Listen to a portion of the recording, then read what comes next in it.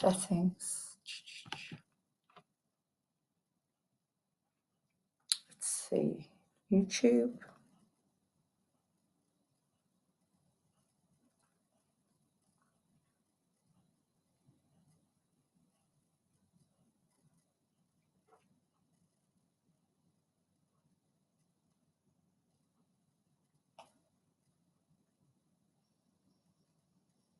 Yep, we're live. Cool. Okay, what about Facebook? Yay! Right, films and inspirational videos.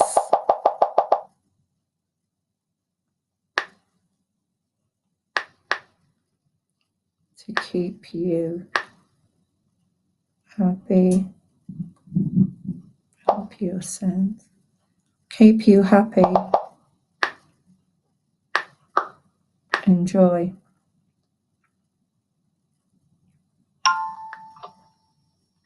There we go. Let's invite. Yeah, we're live. Cool. Michael. Okay, what about Facebook? Angie. Happy. Help you send. Keep. Gemma. Annie. There we go. Let's invite. Yeah, we're live. Cool. Michael. Okay, what about Facebook? Angie. I could bring a guest on. I need to check if it's working with the guest. Help you send. Right. Okay.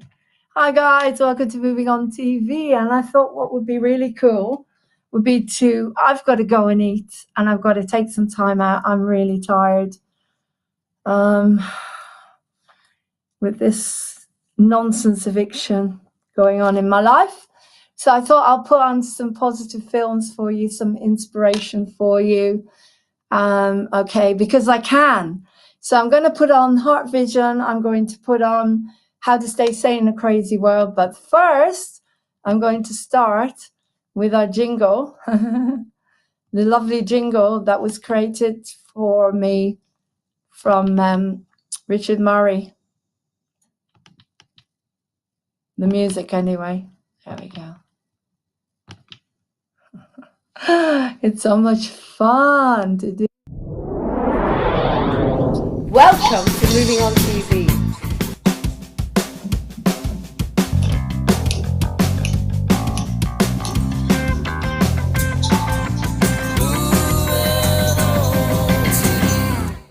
Right, there you go. That's our jingle. Hope you can hear me, guys. Right, okay. I'm going to get some films on now.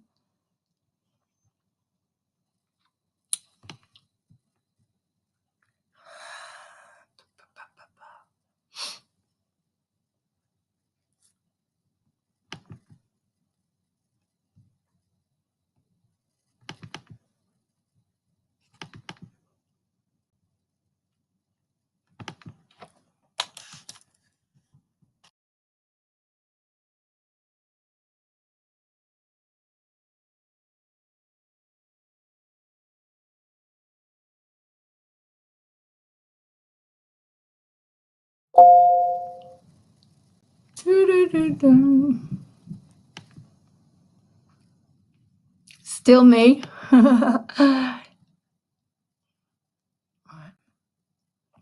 Download. Let's download it.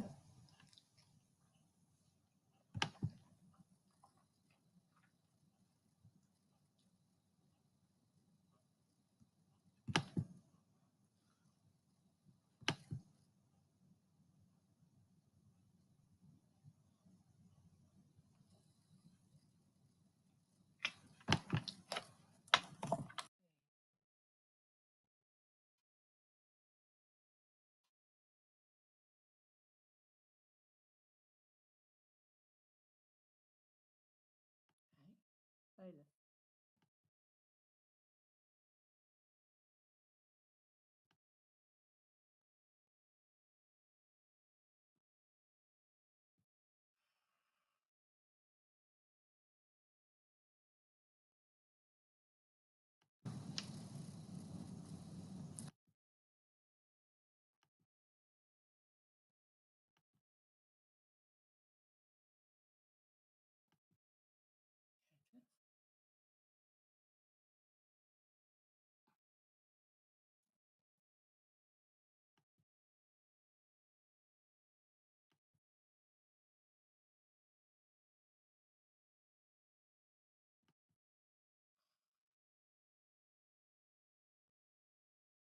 This is ridiculous.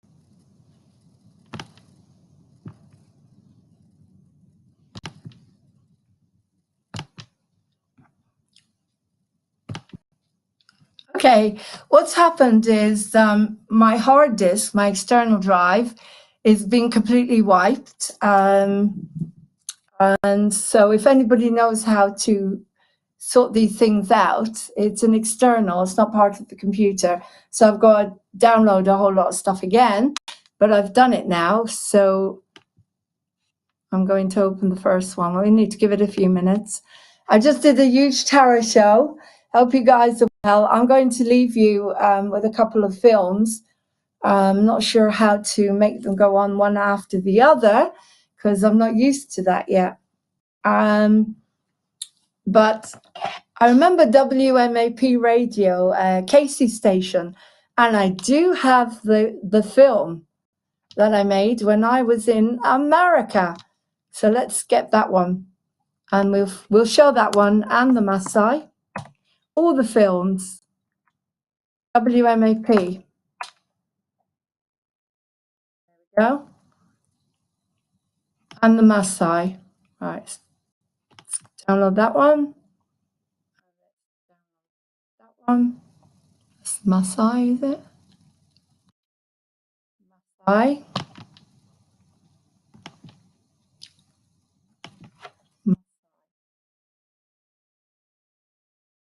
Maasai on as well.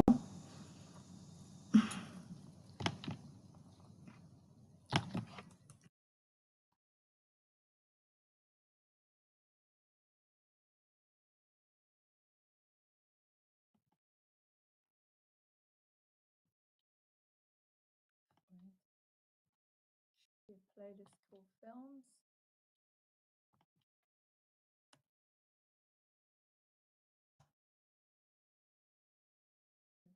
Coming up. Oh. 10 videos, okay.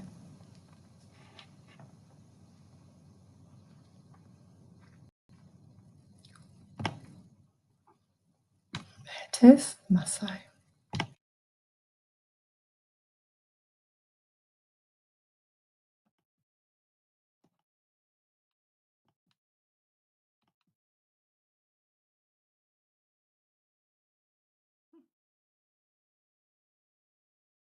Let me download it.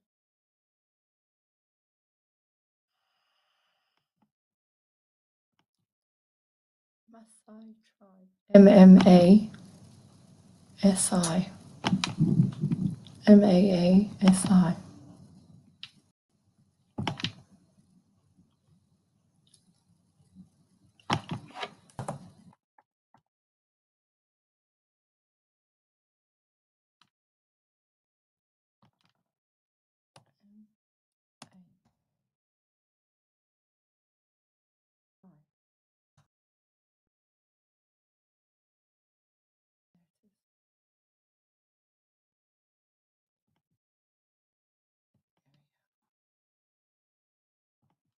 Okay, I've downloaded the Maasai film, the film I made with the Maasai tribe when I was in America.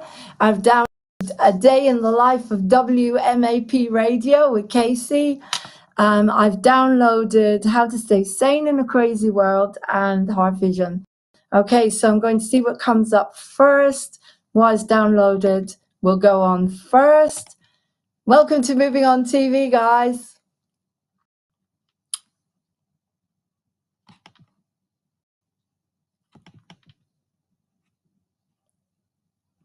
Right.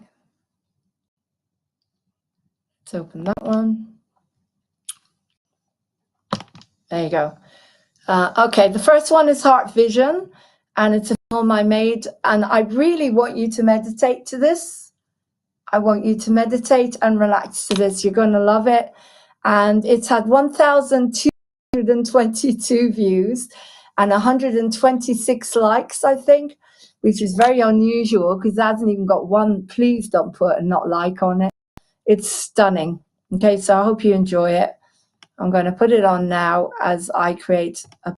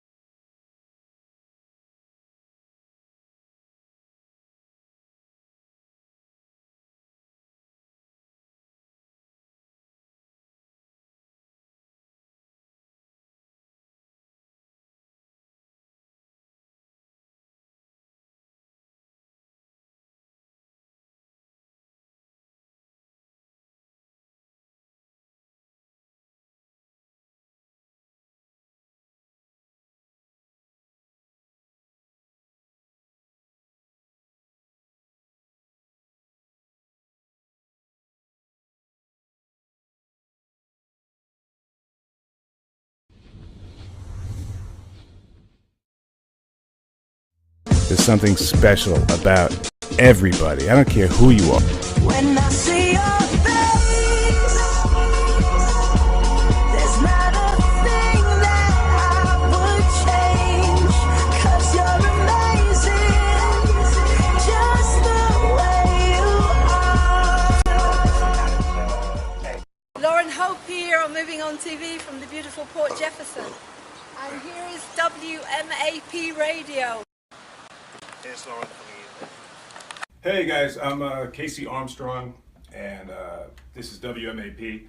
I created this station because I wanted to spotlight people that are helping other people. I wanted it to be positive, and wanted people to tell their story. And maybe by hearing someone else's story and their challenges, other people would be helped by that. So we've been on the air for almost 2 years now, and things are going great, but I do have a lot of work to do. I have an interview to do. So if you'll excuse me, thank you very much. All right. Hey guys, this is Casey. Hi there. Hi. I've got Diane. I've got the gorgeous Diane here. Got you. So tell me a little bit about yourself, Diane. So what do you do?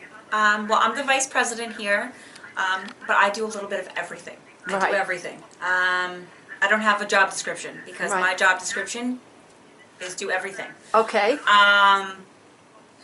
So as far as I don't do any interviews, I don't do any things online like that. I don't host any interviews. But outside of that, paperwork, dealing with clients and stuff like that, that's all me. Okay. And how did you get involved in WMAP? Was it through Casey? It was through Casey. Okay. Yeah. So you're basically your Casey's other half. I Wow. Okay. So he somehow got you involved. Yes. Right. I've had businesses in the past of my own, so I have more of a business savvy idea of how to run things, what to do, paperwork, stuff like that. Whereas he more is interviews. He Yeah. does his interviews, he knows his thing, that's his thing. But as far as the business point of it, he needs somebody else who can run it, so that's... Wow. Okay. And where are you from? What's the accent? I'm from around here, Long Island. Oh, okay. Yeah. Great. And how did you meet Casey? We met about 7 years ago. He was I think he used the story to pretend that he was going to be my personal trainer. That never happened. That never happened, and we kind of became friends, and then we've been together ever since. Oh, lovely. Long Well, time. he's gorgeous. Yeah. Very much for You're that, very Diane. It's a welcome. pleasure to have you on here. It's a pleasure. And I Thank think you. what you're doing with WMAP, you've given me so much. Oh, and thank you for So coming to much see love us. We and- love having you here. Thank I'm you. so excited to have you. Yeah, I'm really excited to be here too. So thank you for that. Thank you. Lots of love. Thanks. Okay. Guys, I'm in WMAP Radio today, and the British invasion has started. We're moving on TV. I'm actually going to be hosting a couple of shows for Casey Armstrong. So I want you to join me when I'm actually on the board talking to one of the guests today, or a couple of the guests today, and then we'll have a film of Moving on TV at WMAP Radio. This is Casey's studio, and as you saw, I just interviewed Diana, who runs the Make-A-Wish Foundation as well. And oh, we have a guest who obviously stands there. There's a microphone. I presume you stand there and you talk if you have a live guest. I remember contacting Casey about 6 months ago, maybe 4 months ago, do you remember? And asking him if I could come for my birthday. But I never expected to be hosting as well. But that is really, really an honour to be here, to be hosting shows for him. So there you go. So tune in, I'll be back soon. Kelly with WMAP, and you were just hearing about Moving on TV, which we're actually on Moving on TV right now. We have Lauren Hope in the studio. These headphones. Not to spoil the ending, but everything is going to be okay. That's here. There you go. Not to spoil the ending, but everything is going to be okay. Isn't that great? Back on Moving on TV. I'm here today in WMAP Radio. I'm so excited. There's a British invasion today. Moving on TV joins with WMAP today. And I've got Virginia Bartoli here, who is the producer and Casey's mum. And she is actually, you started WMAP? Actually, not at all. Okay. Lauren, and Well, first of all, fill me in. I'd like to welcome you to our country, Thank you. and I'd like to welcome you to our station. Thank you. I just came in here and started taking over. But, I you know, it's understand typical that, British. and it's just wonderful. It's wonderful. It's You're just looking out. wonderful to have you here. Okay. No, actually, it's very strange that I'm a mom, as you said, and I'm not official here at all. I'm just a helper. Right. So this was not my idea, but I certainly support everything that Casey's been doing, and I'm so proud of what he does that I have to jump in, and whenever I see that there's something that could be done, then I jump in and do it. Because I think his vision is fabulous.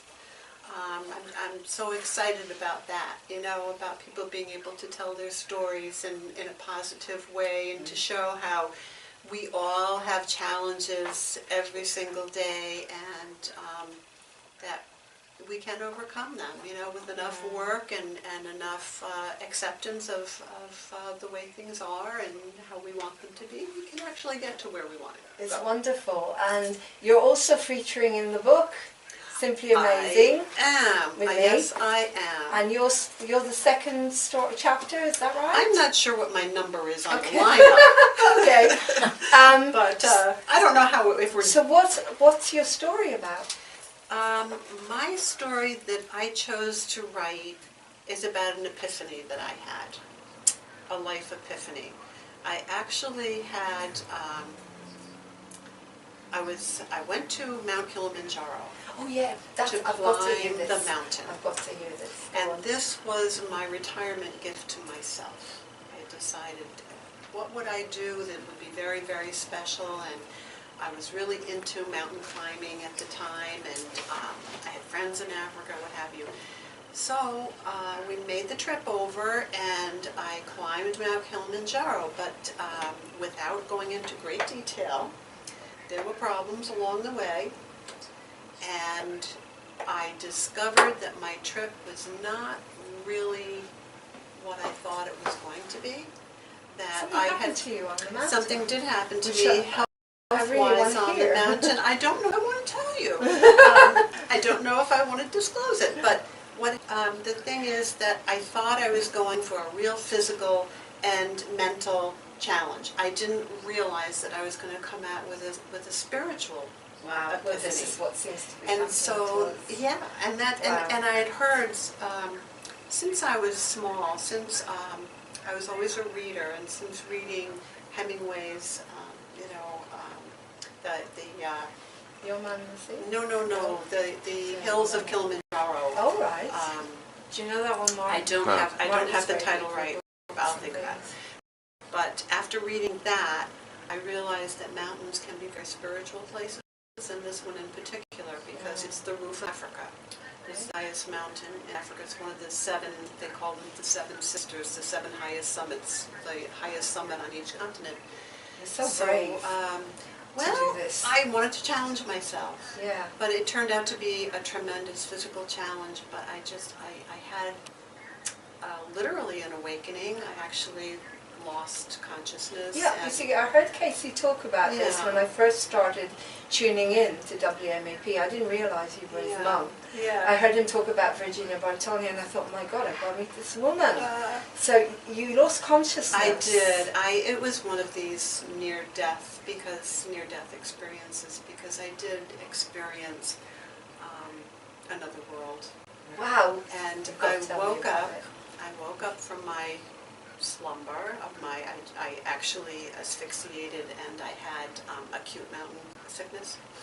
And when I woke up, there were tears in my eyes, but there was a mantra in my head, and it just kept saying, it wasn't about the mountain. It was never about the mountain. Now, the day before, I had taught in a village school. So it was about the children, my trip. all along. And so ever since then, because that was my retirement date, ever since then, my retirement has really been devoted to helping children all over the world, but particularly in Africa. Very involved with them there, and I've been back several times to teach school and This is do incredible. fundraising and them, supplies from the U.S. and sponsor kids. So I'm It opened your heart. It did absolutely open my heart in a very specific way. But you can see at some point in your life that everything is sort of headed in that direction.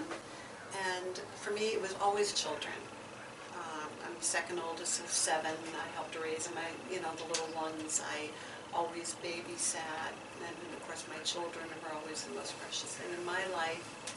And I'm a teacher, and Your I whole taught. life has been around It's children. all been about children. But I didn't realize when I retired from teaching, and I wondered, where the next chapter would take me, because there were a lot of different directions I considered. But then I realized that the chapter was going to take me back to Africa, but certainly to new classrooms and to new children. So actually, I've been to South Dakota, worked with Indian children out there, and different kids on reservations, and I collect clothing from the local schools to recycle for children in the area that don't have clothing and school supplies. Wow.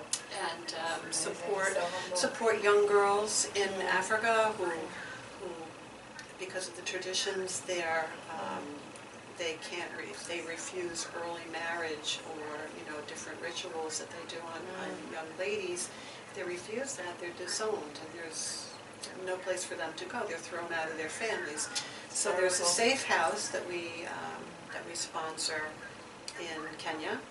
And so I'm hoping that the book and the chapter will maybe highlight some of these Well, things. this is it. I'm looking forward to reading the chapter. Yeah, and it kind of bring it to hearing the fore, because specifically there are schools and different projects that would be in the book that people could find to help support, but also on a general level. I think it's important for all of us to kind of open our minds to the lives of others, the way other people live and what they consider normal in their day-to-day, which is so different from what we consider normal in our day-to-day. I think what's happening to our world is people are going through experiences like that. I had my experience in the therapeutic community where I was broken down to nothing, and then I came through and realized my journey was to go out and support people with mental illness or BPD, to teach them the tools that keep me well. Right. You had your journey, and I think a lot of the people that are going in the book, or the people that are interviewed today, the people I spoke to on WMAP, they're all very enlightened people that want to go out and spread more joy in the world. That's right. And they had something happen, like, when the question I asked Charles, what led you to writing this? It Right. came from suffering. Right. And it tends to come from somewhere along that line. Then we open up and we realize we're here for a reason. That's right. Exactly That's why I right. think it's happening. Exactly right. Yes. Suffering is the realization of a dissatisfaction with the way things are. So, once you look around and you see that things are not the way you would like them to be, that's when it's time to get your shovel and start Exactly. digging, and Yeah, start there we working do. at it. Well, thank you so much, Virginia. Thank you. It's lovely So to meet you. exciting to talk to you, to be here for Moving On TV. Hopefully we can do lots of wonderful things together I'm to looking make forward this to world that. a better place. I'm looking forward It's to really that. good for all you to meet you. Hey guys, I'm Casey Armstrong. This is WMAP, the world's most amazing people. Host Casey Armstrong has a really good heart. I think he actually really cares what people have to say, and I think that the idea has been great, and all these people have the opportunity to really share their stories and get their words out. I love WMAP because I hear stories that inspire me. I happen to be of the belief that everyone, doesn't matter what it is, it's how you look at it. This is WMAP, the world's most amazing people. Baby, I'm a man. Baby, I'm a lonely man who's in the middle of something that he doesn't really understand.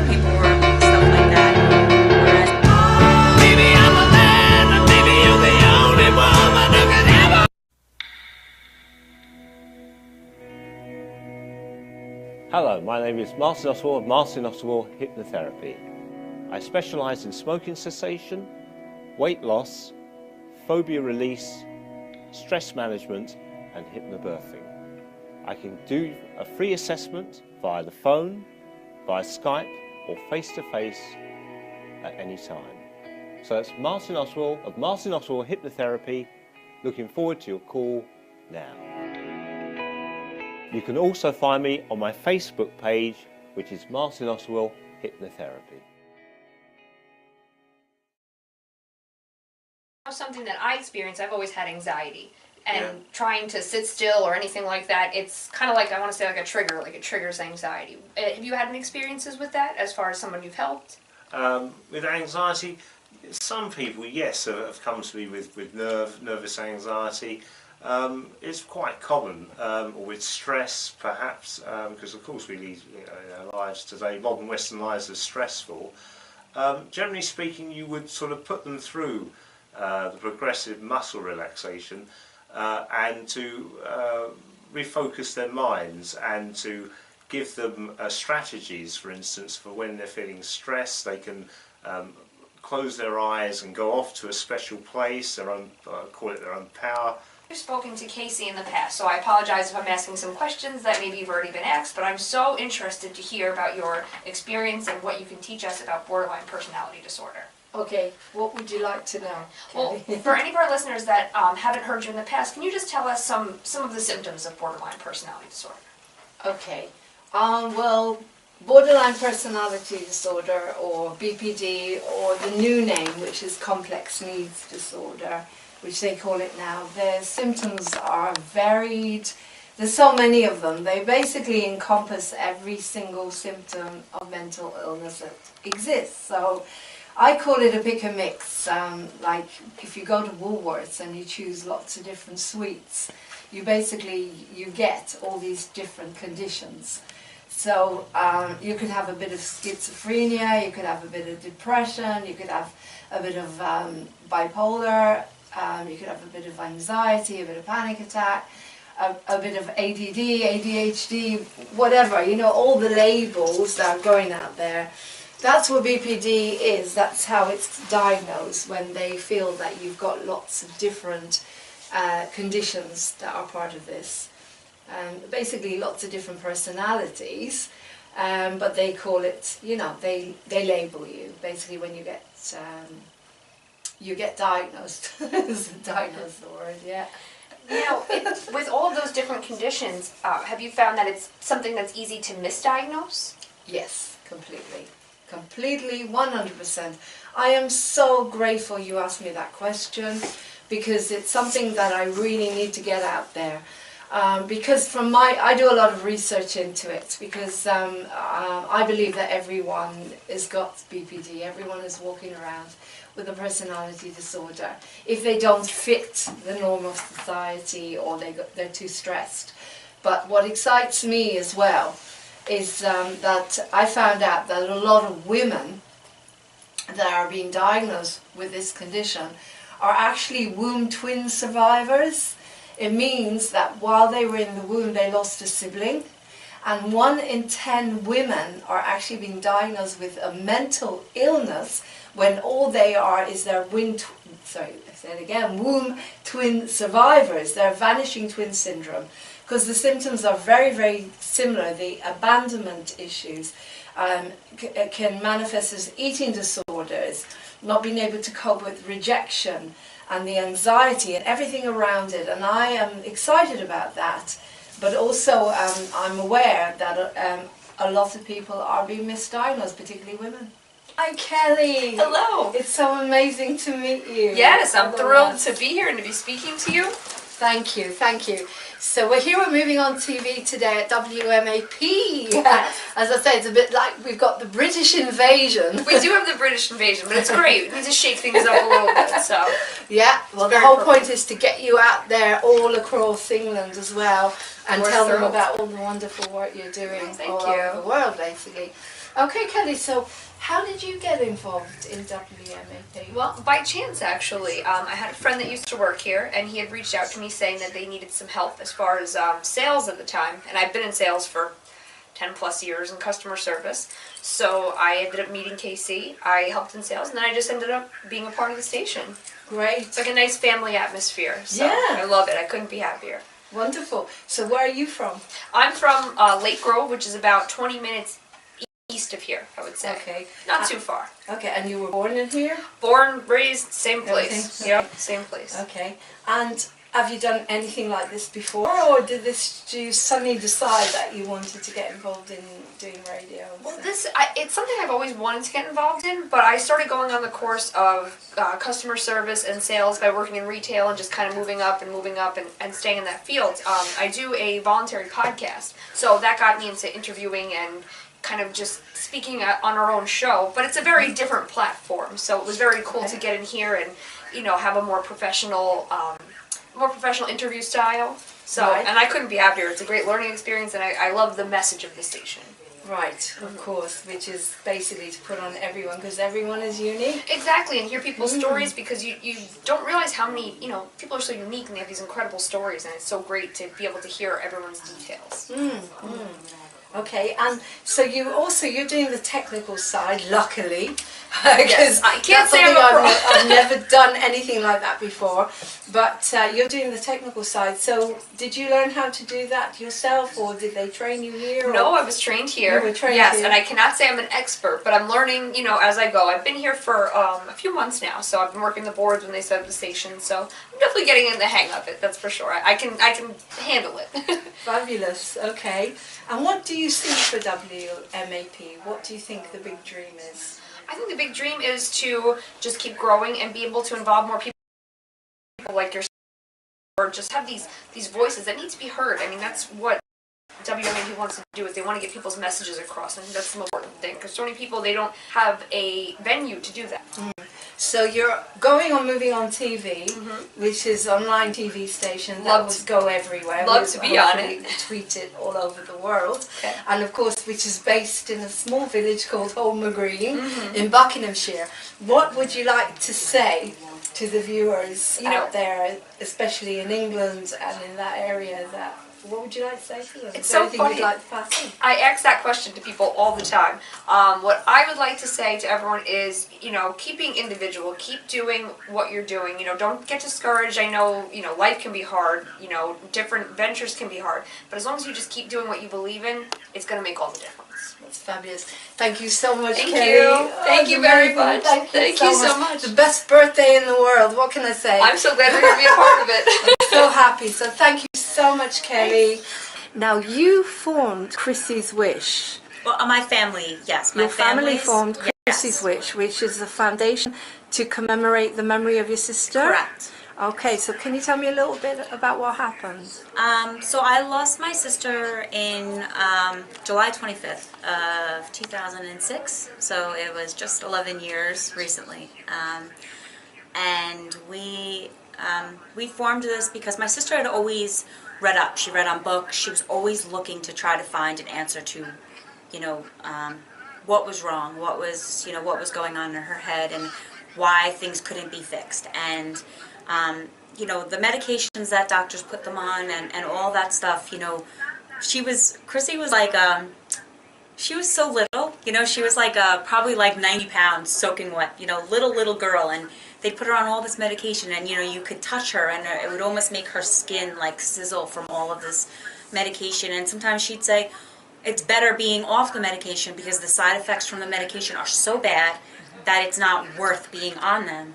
And so when we lost Chrissy, we decided that we were going to go ahead and we were going to make a foundation to raise money, to find an answer, to find a cure, to find a reason behind what is going on, and you know, to hopefully save a life. If it's one life, it's a life, you know. So we've done a lot. You've done an amazing amount of stuff. You've raised how much? Over $500,000, and it all goes to research. Everything is directly to research. That's fantastic. Yeah. So is the research involved in, as you said, is it using neuroplasticity and stuff like that, like the mind? Yes, The mind. It's all about the mind. It's all about the mind. Exactly. Exactly. It's all about the mind. Yep. So you know that the synchronicity with myself is all my work is done with the mind, and I believe everything comes from your childhood, from yes, it your does. stress. You're basically shocked time and time again, Yes. and it's all about bringing yourself back into balance. Yes. So right. So what else are you doing at the moment with Chrissy's Wish? Well, we always have, she always has which is called the GoFundMe page. We always raise money that way for her. It's not really for her, but it's for her foundation.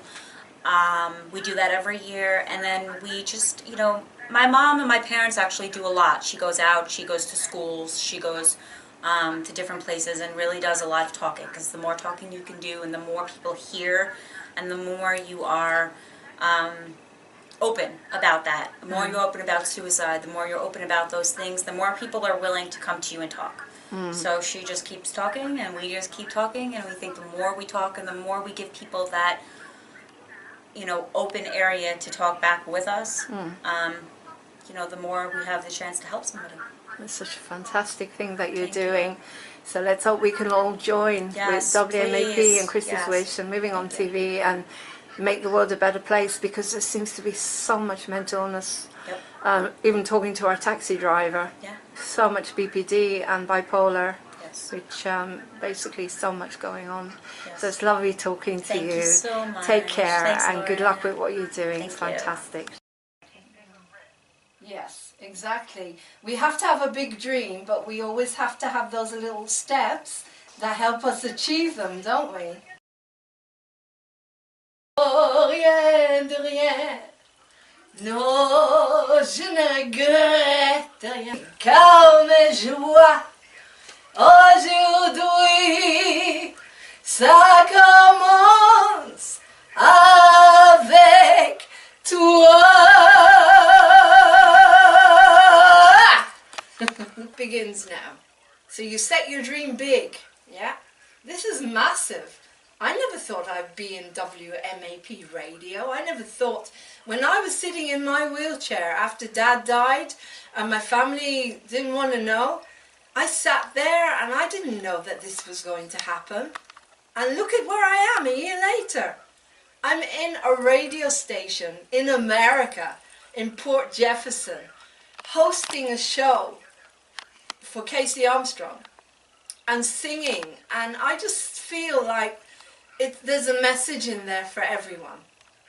This is going on Moving On TV as well, but there's a message in there for everyone.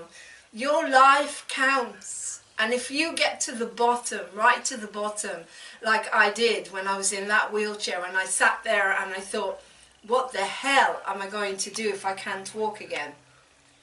And you really decide at that moment that nothing will stop you going out there and making the world a better place for lots and lots of people. So that's why I do what I do. The dream is up there somewhere. And you remember progressing little by little. And then I remember finding out about Radio Guest List, and I just happened to send a message to WMAP Radio like I did. I never ever got anything back from the media. And Casey Armstrong was the first ever person in the world to give me, my talents, my music and my message, an opportunity to shine like the rest of the world. So there you go. And somehow from last August when I fell to this August, look at me. I'm walking, I'm standing, and I'm totally sane, guys, with no medication. So I love you lots, and I hope that your dreams can come true. So come on board Moving On TV, come on board WMAP, and we will make your dream come true. Just the way you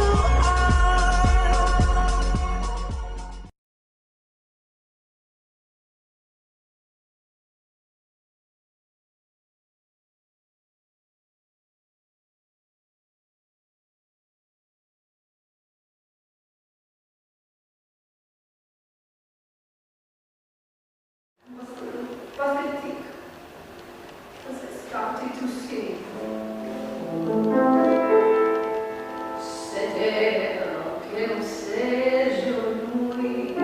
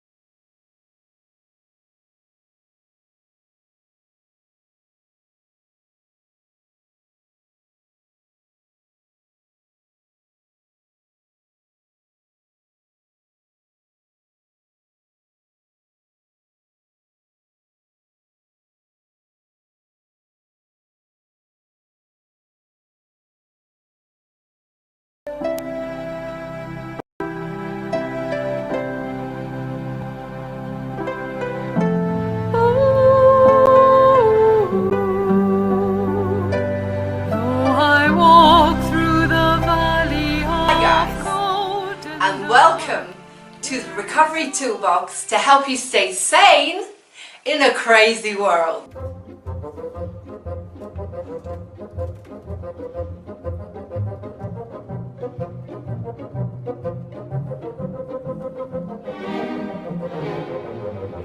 Hi there, my name is Lauren Hope. I'm the CEO of Moving On TV and I'm very happy to be here today. 10 years ago, I was diagnosed with a serious mental health issue, borderline personality disorder. I went into a therapeutic community for nearly 2 years and I found inner peace. And I learned a lot of tools of how to stay sane in this crazy world. I was out of there for 6 years, and last year I went through the worst year of my life. I was in a wheelchair for 4 months. I lost my father and my family disinherited me, but I still stayed sane with this head with no medication. Now, I'm not saying that you can't have medication, that's your choice. And I'm also saying that this program, this course that I'm devising, is for everyone.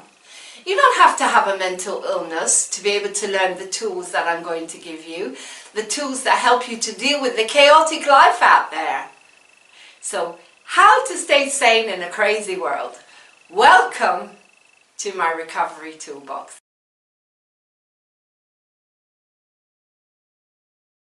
So hi there, I'm Lauren. Now, if I can stay sane with the washing machine head that I've got by using these tools, then you can too.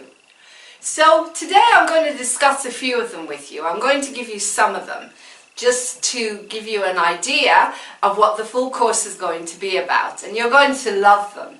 There's so many of them, but I've got about 10 that if you use them, if you use some of them, if you use all of them, you will be happy, you will find inner peace, and you will stay sane in this crazy world, no matter who you are.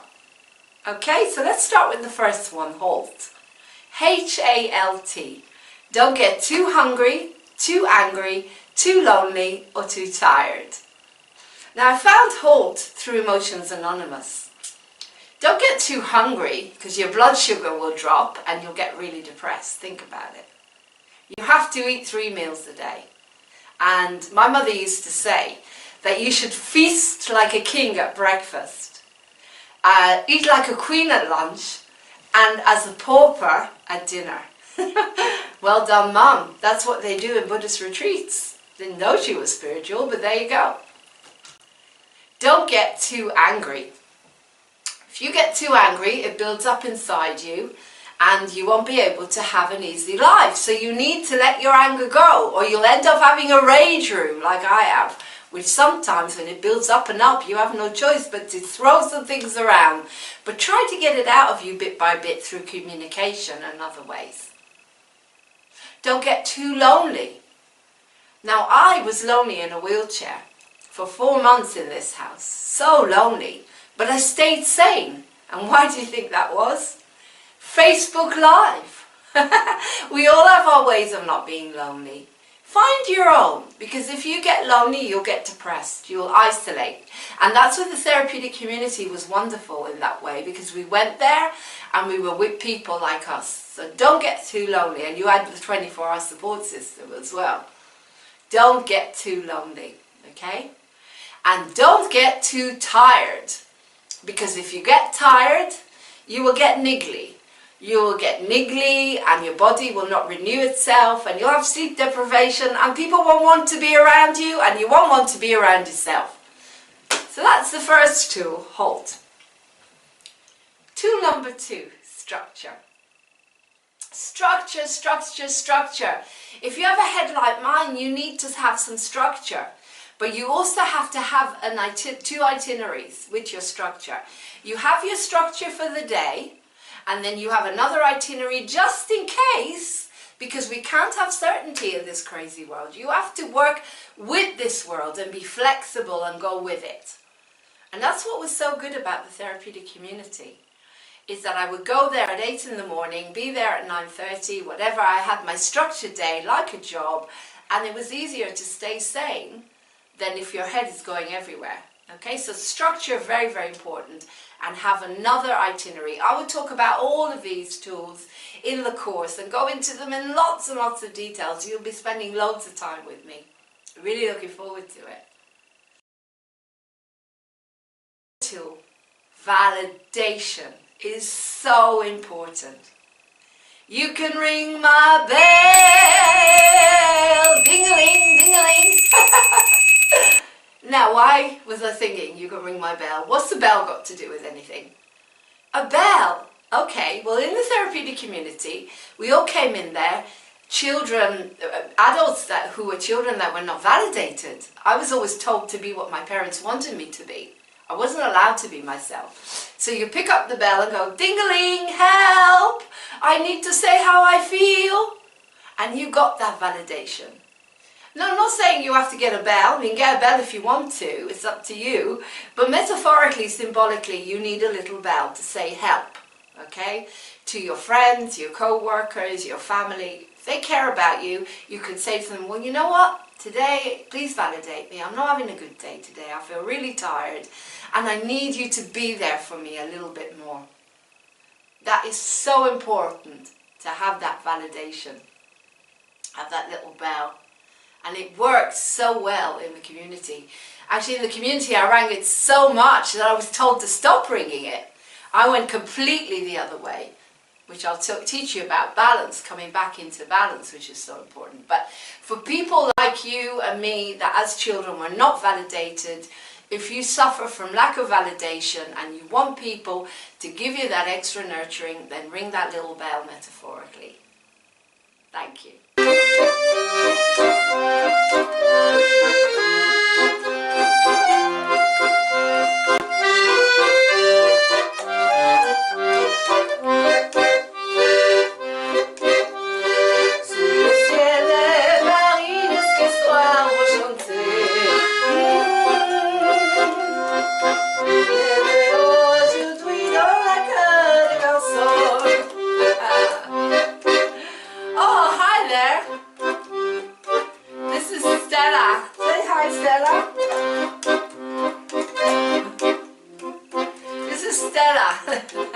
And tool number 4 is creativity. I've been playing accordion since I was 6 years old. And this is how I express my creativity, through playing the accordion, which is one of them. How do you express your creativity? Are you a musician, an artist? You have God-given talents, the same as everyone else. Use them. Use them. You know, they say that God, or love, created man in his or her image. So think about it. We must be creators. Now, to me, to create is to breathe. What about you? What can you do to make your life better? Creativity is so important for us to stay sane in this crazy world. You need to, if you can't do it professionally, you need to have a hobby that you enjoy. Acting, singing. Singing's brilliant for breathing. As you sing, use your lungs. You know, it's really good. It really opens everything up. Makes you feel alive. Makes you tap into what you really are. You could be making jewelry. Work as an aromatherapist, using massage oils. Make beautiful flowers, paint. Whatever you want to do. What is your creativity? What is it that you can do? As I say, have a hobby. Colouring in books, so wonderful for calming down the washing machine head that I've got. I used to give us to do that in the therapeutic community when nothing else worked. Go out there, find your creativity, guys. And of course, we'll talk a load about creativity and how you can tap into your unique creativity in the course itself. On to tool number 5. Therapy. Therapy, CBT, DBT. Get yourself a good therapist. Now, there are times when you haven't got anyone to talk to communicate with. You can actually tell them how you feel, or you don't want to pour everything on your loved ones. So have a good therapist. That's why it was called the therapeutic community. And Lauren took as much therapy as possible. I took loads of therapy because I felt like I needed it. So get yourself a nice therapist out there. Someone you can talk to, someone you can confide in, someone you can tell them your deepest, darkest pain and suffering, whatever is stuck in you, you will feel so much better. And if you have a partner, then make sure they go with you as well occasionally, because then you can learn how to get to know each other. If you have a mental health issue, then you really do need to educate your partner, and be in a therapy together with your children, your family, whoever, your friends. They will understand what's going on with you if you can't actually explain it to them. Because a lot of the time, I know that when I was first diagnosed, I couldn't get on with my husband because I didn't understand the condition. He didn't understand it either. But you learn techniques together, you talk about things together, you get to know each other. So therapy, using cognitive behavioral therapy, CBT, DBT, are very good as well, because I have a mind which can develop into what they call the domino effect. A situation could go boom, boom, boom, boom, boom, and end up back in your childhood where you got shocked in the first place. So with cognitive behavioral therapy, you learn how to not catastrophize, not generalize. You learn to be able to be more focused on the problem itself. Get out a piece of paper and write down what the things that are bothering you, and you bring yourself back into focus. And solution. Be solution based. So in the therapy, give yourself a chance to clear it all out, but also be solution based, and that will help me to move on to another tool, which is coaching. Life coaching. Okay, another great tool to have. Without life coaching, I wouldn't be able to do any of my goals, because life coaching is not just for celebrities and business people, it's for everyone. And you can get free life coaching. People are looking for them all the time. Pro bono, they need to work with people first to get their qualification. So get yourself a good life coach. Have your topic, your big dream, but have the steps to creating it. And I'm going to teach you a method called the Kaizen method. I have so much to teach you that I've learned over the whole of my life really. But I've been able to take the tools that I learned in the community and the tools of recovery that I've created myself to stay sane in this crazy world. And I'm so looking forward to doing it. 7. Stay in the moment. Here's a little anecdote which is going to help you with that. Stay in the moment. The past is history. The future a mystery. The present a gift. Unwrap it with glee. Stay in the moment. Smell the flowers. They're not real, but imagine. Smell the beautiful, this is cinnamon, beautiful oil. Stay in the moment. Eat a beautiful piece of fruit. Taste it. Stay in the moment. Now, you know what? I've been into Eckhart Tolle and staying in the moment for a long time, but in the therapeutic community we use it a lot because the mind races into the past and the future, and you can't be in the moment if you've been shocked. It's very hard to do that. But there are techniques you can learn. There's touch assist, there's using the healing codes, which I find is very, very amazing, which got me out of panic, which helped me stay in the moment. There's the violet flame meditations, which again help you stay in the moment. There's breathing techniques, there's mindfulness, there's loads of stuff you can do to help you stay in the moment, okay? If you feel that your mind is racing backwards towards the past or racing forwards towards the future, then just get yourself focused on a point in front of you and just stay with it, breathe. Stay in the moment. Bring yourself back. Bring yourself back into the moment. I'm in the moment now, okay? I don't have to worry about what happened. I don't have to worry about what is happening. Stay in the moment. Okay, so that is actually leading me to the next tool. It's interesting because all these tools work together. You can use all of them or you can use some of them, but they all work together because one of the best ways to stay in the moment is meditation. And that is the next tool. Meditation and mindfulness. So meditation and mindfulness. If you're lucky as I am, you'll live half an hour away from Amravati Buddhist Retreat, a beautiful, beautiful retreat in the middle of Gaddison, Hemel Hempstead, where you can go and eat the most incredible foods, the most incredible salads and healthy foods, and really enjoy them and be in the moment in this beautiful place where you can meditate. There's nothing going on there except the birds and loads of vast area to relax, to surrender and be in the moment. You can do the courses there, they're free or on donation. They've got courses every single Saturday. You can go and learn how to meditate. And there's no religious connotation. To me, Buddhism is really just a philosophy of life. Mindfulness is probably what more lay people are using nowadays. But Buddhism, mindfulness, meditation, to me it's all the same thing.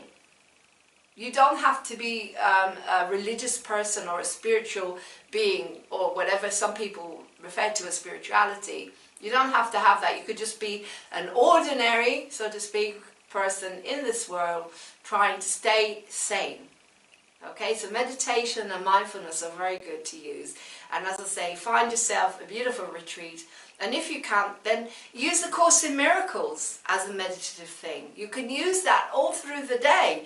Even if you're a busy mom or anything, you just have to give your mind the opportunity to use a positive affirmation about peace and love. A Course in Miracles. And if you want to find out more, go on the internet. It's free. Get the lessons. They're down to earth and don't question them. Just do them. I can choose peace rather than this is a brilliant one. To give is to receive, and when you're sitting with someone and you want to be in the moment, give love and love will come back. Or if you want to be more in the moment and focus, give focus. Say, I offer you focus.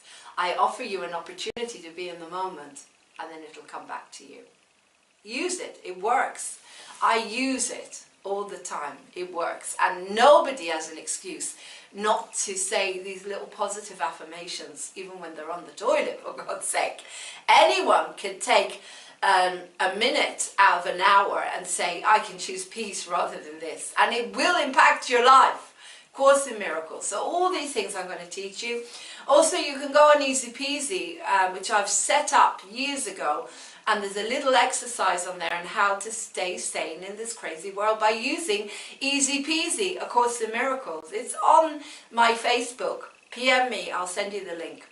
I do everything to help you guys to stay sane. And like I said, if I can do it, you can do it. So, good luck with that. And moving on to the next massive tool, which everybody talks about, but which I've got to bring in here. And that is gratitude. To appreciate. Now it's true, it really is true that if you can be grateful for everything, and I mean everything, Melody Beattie says in her books that we should be grateful for the worst things that have happened to us. Now sometimes that's hard to do. Why would I be grateful for being disinherited? Why would I be grateful for my father dying and leaving me with a mess to deal with? Why would I be grateful for being in a wheelchair for 4 months on my own in the house? Why? Because when I started to walk again, I was so grateful for having the opportunity to walk again. I felt like a child that had discovered their legs again. Another thing, I couldn't have a bath because I had a cast on my leg. So when they took the cast off and I was allowed to have a bath, we bought the bath chair. And when I was lowered into that bath and I put my bubbles in, yes, healthy bubbles, organic, because that's how I am. Another way I feel is important to stay well. I was so grateful. I was like a baby splashing around in those bubbles, like a baby, grateful. And they say that all you need is 5 things to be grateful for, which will change your day. And I think everyone can find that. Joe Vitale talks about that. He says that all he had was a pencil when he was homeless, but that pencil gave him the opportunity to write a book. He didn't have 5 things, he had 1 thing, a pencil. Okay, so let's have a look at 5 things I could be grateful for when I was in a wheelchair. I'd lost my mobility overnight. I had walked continuously and suddenly, boom, I can't walk at all. I can't stand, I can't drive. I don't have children. I don't have friends to take care of me. They all disappeared. My family disappeared, didn't want to know. All there was my husband and my cats, and my husband had gone to work. What am I supposed to do? Go crazy? No. Medication? Not for me. So what did I do? Okay, here are the 5 things that I did which kept me sane. And that is why I'm able to pass this on. First thing was, I was safe. I was safe in my home because I grew up in a country with wars and terrorism. I was in England and I was safe in a beautiful village, number 1. I had lots of food and I could get to the food because I could wheel the wheelchair. I had water and I had a flask of tea, which my husband made for me and left for me. I had my beautiful cats, Peace and Ellie, who were there all the time and gave me loads of love. Well, they don't usually give you love. You have to pick them up and demand it because they're cats, not dogs, if you know what I mean. But they were there all the time. And the 5th thing was, well, I had Facebook. Facebook Live. I could sing to my heart's content, and I did. I did loads and loads of singing on Facebook, and I entertained you guys.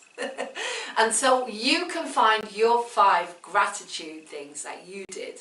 How to stay sane in this crazy world. The tool I want to talk about is uniqueness. It's really, really important to tap into what you really are. So what is your unique way of living? What is your unique diet? What is your way of helping yourself with pain relief, for example? There's so much I've got to teach you because, as you know, I won't use medication. So I have to find loads of ways to stay well. And I want to pass all of this on to you. And that's why I've created this course, the Toolbox of Recovery, to help you stay sane and happy, pain-free in this crazy world that we live in. So what you're listening to at the moment are binaural beats. I've got them on to help me with healing my leg at the moment. You know what, I've used binaural beats to help me heal a toothache rather than taking antibiotics, and they worked. They relieve the toothache. Now, if they can relieve a toothache, they can relieve an ache in the leg as well. So you do your own research, you try things out. They can, there's no side effects. But you do have to be careful if you have got physical ailments and you start to go through the internet and you've got lists and lists of different supplements that you need to take. That I don't agree with. Because they can cause problems if you take the wrong ones or the wrong herbs or whatever. I think you need to see someone professional. So to find your own uniqueness, your own lifestyle, your own way of surviving in this crazy world, your own diet, find someone like a kinesiologist. A kinesiologist is someone who will tell you exactly what your body needs without blood tests. I love that because I hate blood tests. Basically, it's muscle testing. And I've been going to see one for years and years and years, where they tell you exactly what's good for you, what you need to eat, what isn't good for you, what's going to clash with your body and your chemistry. Now let's take an example of diet, veganism. People out there are telling me that veganism heals everything, every ache and pain in the body, everything that you can imagine, and which is great, diabetes, cancer, fantastic. But I decided to become a vegan, and a few weeks into veganism I started to get the most horrendous depressions. horrendous depressions, really difficult depressions. So I thought, well, I'm going to go to a kinesiologist and I'm going to check this out. And I did. And I was amazed to find out that my body did not want me to be a pure vegan. My body wanted me to also eat a bit of meat, fish and chicken. 3 times a week, that's it, 3 portions. And it's amazing because your body knows everything. Your body knows everything. So in this course, I'm going to teach you about how to heal your body, how to heal your mind, how to use all the amazing techniques out there that I've used for years and years and years. The Journey by Brandon Bays. Binaurals, which I'm listening to at the moment, which are all over the internet, which I've even healed toothache with without antibiotics. Colloidal silver. There's so many things out there that are generic and won't cause you any side effects, which is so exciting. But if you go to see a kinesiologist and find out exactly what's unique to you, then you'll know exactly what foods to eat and what supplements to take as well.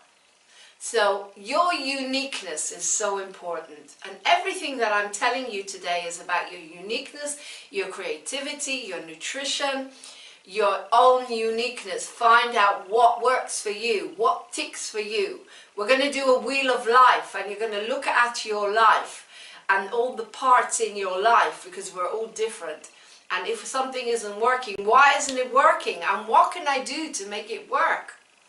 This is what I'm going to give you in the proper course. So that's for this little film. I hope you enjoyed it, and I hope you can take all these amazing tools and use them in your day-to-day life. What you take from this course, you will have a better life. You will have an easier life. You will learn how to be sane in this crazy world. Do whatever you want to do. Live your dream. I'm going to teach you how to do all of this without any money even. How can you do all of this? How can you become the person that you want to become with very little money even? How can you eat healthily? How can you find uniqueness? So you have a wonderful, wonderful life. And if you join me on the course, then I will be setting you'll be able to join, subscribe to, and I'll be sending those out in the next few weeks. I've never done this before. This is a new exciting step course. We're about chakras, all the chakras in the body, and how to make them well. We'll be talking about colors and different things like oils and stones and crystals and food and creativity, and wow, the whole world that's out there, yours for the taking. Okay, so I want you to have a beautiful day and be peaceful. And if one of these tools changes your life, then I've done my job. Because it's up to us that are learning to pass this on. So the next step, you can contact me at Lauren with an E at movingontv.uk. You can go on my website, movingontheatre.co.uk or movingontv.uk. All the programs are Moving On TV. And also find out more about this course, the toolbox to staying sane in a crazy world, incorporating everything that I've learned in my whole life that I'm going to pass on to you. And as you know, I've had a long life. Well, longish. A lot has happened to me. And I'm going to take everything that I learned in the therapeutic community and pass on to you. I'm just going to say, if you decide to use this and send it around with my blessings, please make sure that you tell everyone to be part of your recovery, whatever it is. Your friends, your relations, your partners need to be part of this. Because without their help and love and support, you can't do this. And find a higher power.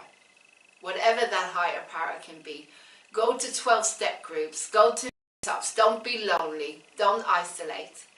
Love you lots, and I look forward to talking to you soon on Facebook and internet. Take care. Namaste.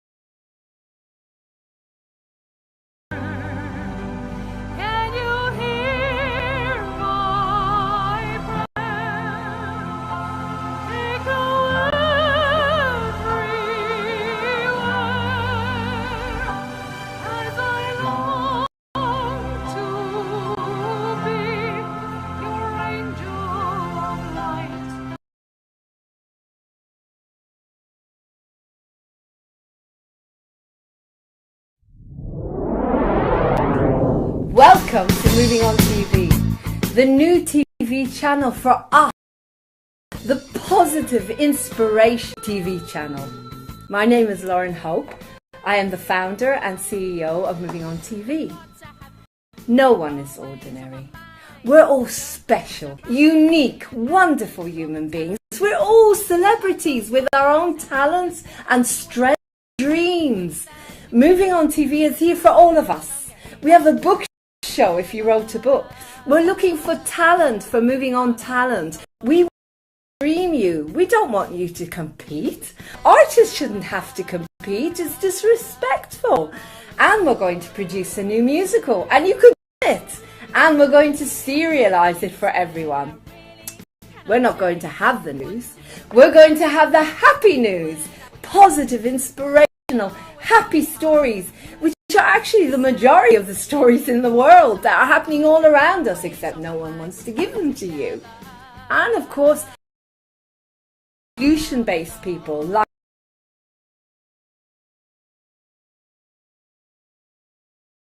so we want to know why these tragedies are happening all around us. Why are so many people being hit off their bicycles? What is the solution to all these problems in our world? How can we have a better world, a more peaceful world? We're looking for you. We're looking for all of you. Everyone has a unique story. We're looking for hosts, presenters, all age groups, particularly older people that are not being given any opportunities. Come and work on our media. Cameramen, editors, anyone who wants to work with us. And of course, sponsors, organic makeup and organic products that are helping the environment and the human race. Come on board Moving On TV, the new positive channel, the channel that gives you hope. You have to come on board Moving On TV. See you soon. Bye. Yeah, we stand to it here again. Always be there.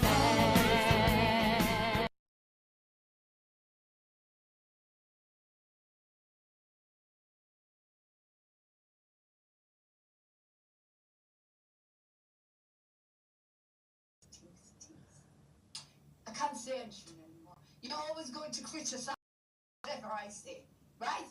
Even how I talk. You really upset me today. Go away, all of you. Useless. Hope you subscribe to Moving On TV, making me do all this. I've got to go get the 16-year-old back. She's got me wearing keep calm and dance. She wants to jump up and down, waving me knickers in the air for freedom. I've got no choices anymore. I'm not locked in the smelly old shed anyway, but whatever. What was it saying? Yeah, the one with brain, he's already got a brain. Do you know what I mean? He's the one with most of the brains. If you watch The Wizard of Oz, it's got lots of messages in it, all right? He's already got a brain. He just doesn't know, right? Not like the sheep. They've lost theirs. But you have a brain, so use it, right? Now, the one who doesn't think he has, will be nice now to Baba Bertha, who doesn't think he has a heart, right? He already has a heart, right? He already doesn't need to go to the wizard to get a heart. Do you understand?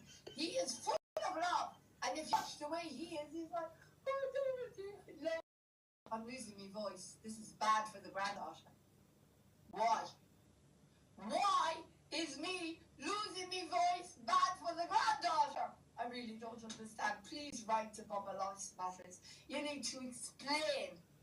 And then the cowardly lion is not coward at all. Put up your... He's the one with the Get it? He's the one that stands up for Dorothy. Understand? Dorothy!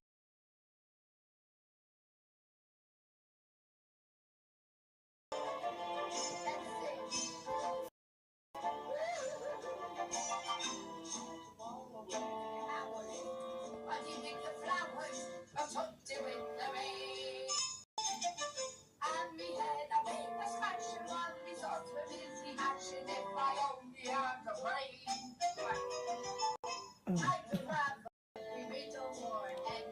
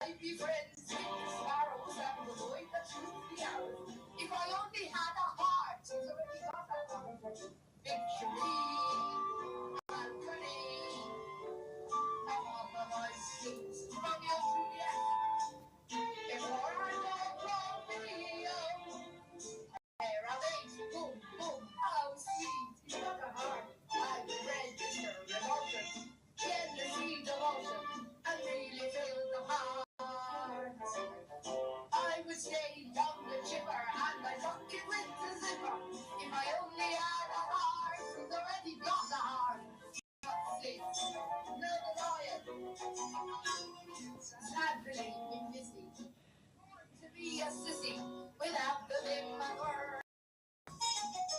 Never shake me habits, never scare the rabbits.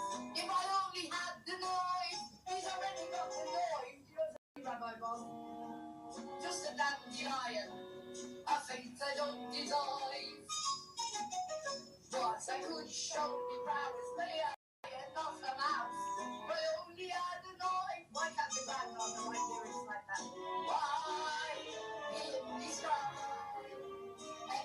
Down to the floor. I never run away, I run before.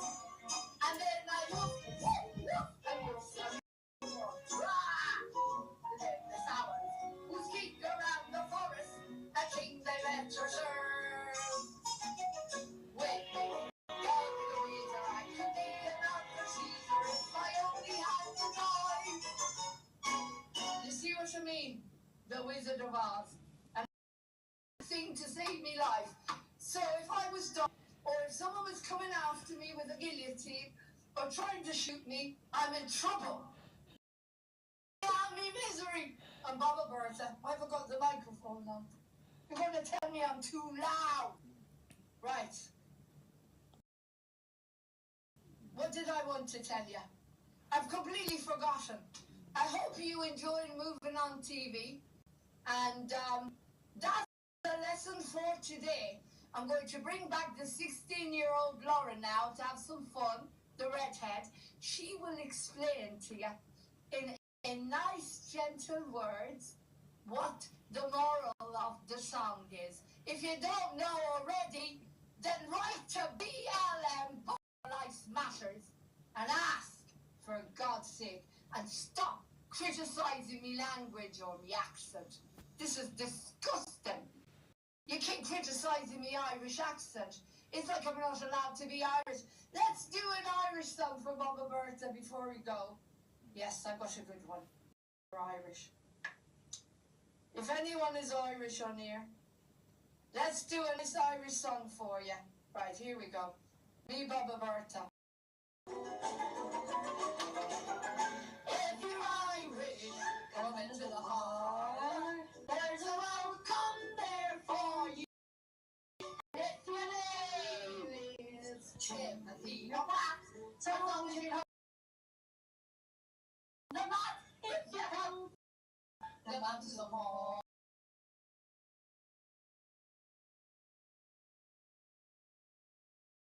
Make a fuss wherever you are, you're that's if you're Irish, this is the place for you. I can't sing a Baba Bertha. Why? You have to be called Timothy or Pat. Why can't you be called Martin or Rohan or Lauren? For God's sake, go say the root to Irish. Come into the heart. And their name is Chitty or Pat. So long as you come from Ireland, there's a welcome on the map. If you come from the mountains of Mourne, our means life so rude.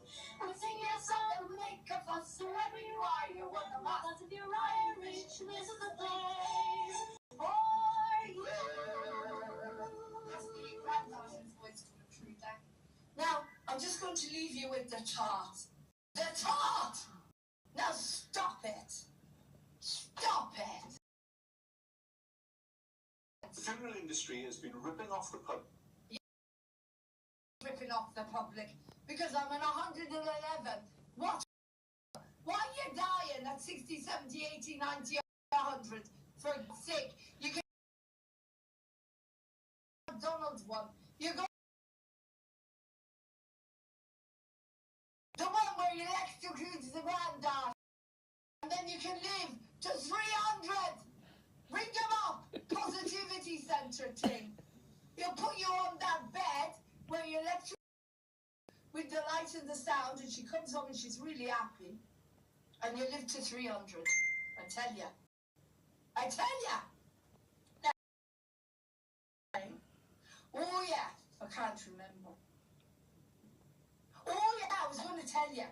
The Who is Sid Martin Oswell? He was my grandson-in-law. You're my grandson-in-law. So he was, what was he? My great-grandson-in-law. My son-in-law. That's it. Sid was, no, who was? Daughter. That's it. Ruth was me daughter. Me poor daughter in heaven.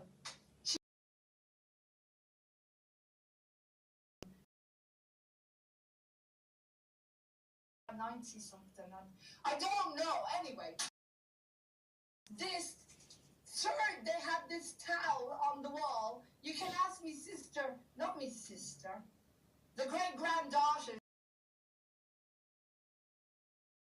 Coming or going, and you're always having a go at me when I say I think, because I can't say think. I'm Irish, and I just sang you a song to prove it. If you don't believe me, how can I prove that I'm Irish? I like green, right? Does that prove that I'm Irish? What else can I do, Martin O'Toole or Rabbi Boss, or whoever else is on here, Vlad? Where have you all gone? God, I don't know what to do to prove that I'm Irish. I suppose I could get the granddaughter to sing Danny Boy to you when she comes back. Or I could put it on. It's a beautiful version she's done. I'll put it on when I go to find her. It's going to take me years to find the granddaughter because she's in the Bahamas, sun and her vitamin D3 and K2, if you know what I mean. Not only is she in the Bahamas, but I've got to bring back the 16-year-old redhead off her legs and jumping up and down. Not leaping up and down with her knickers in the air, because that's my job to do. But she looks like me, but I can't figure it out. I think there's all these clones walking around. You got Bubba Bertha clone, you got the 16-year-old clone, you got the Lauren that's in the Bahamas. Yesterday, Lauren was on. She didn't tell you she's gone to the Bahamas. She was wearing this lovely, beautiful blonde, she is, off to the Bahamas with, she's got 10 toy boys. Did you know that, Martin Oswell? Your wife, she's off in the Bahamas with 10 toy boys, yeah? All younger than her. Wonderful. She had a wonderful life, I tell you. Do you know why? She learned it from me. Because I had 1,506. And 6, that is very important, the number 6. 5,506 toy boys. And one of them is Imad, the Arab Jew. Oh my God. No, he wasn't mine. He was the great-granddaughter. Father Ted, me twin. Oh my God. I tell you what, I've got to tell you, the trolls and the bullies on here, any bullies that bully the great-granddaughter, I wish you a twin flame experience. Oh my God, I wish it on you with every breath in me body. Because that is the best karma I can offer any of you. Anyway, as I was saying, I'm going to go now. I'm going to put on Danny Boy with the beautiful singing voice of the great-granddaughter, because after me being on there, I don't expect you to be able to sing anything. Now, why is that? You see, I don't understand. You got to contact BLM, Bubba Life Smashers, and tell me, why is it such a problem that when the granddaughter, she won't be able to sing because I'm too loud and I'm too aggressive, and that part of me is frightening you all away. Maybe even anyone who's on here, you've all gone. Anyway, what was it saying? So, I've got to go and get the 16-year-old back, the redhead, in order to carry on the show. And then we've got the lovely Luke coming on. Woo! Right, let's bring him on to Bubba Bertha. Where is he? Right, I need to send him a link. Oh no, he's coming on 4:30. Okay, we'll send you a link. I will send you a link. It's Bubba Bertha here. We'll send you a link. I think I'll stay on a bit longer.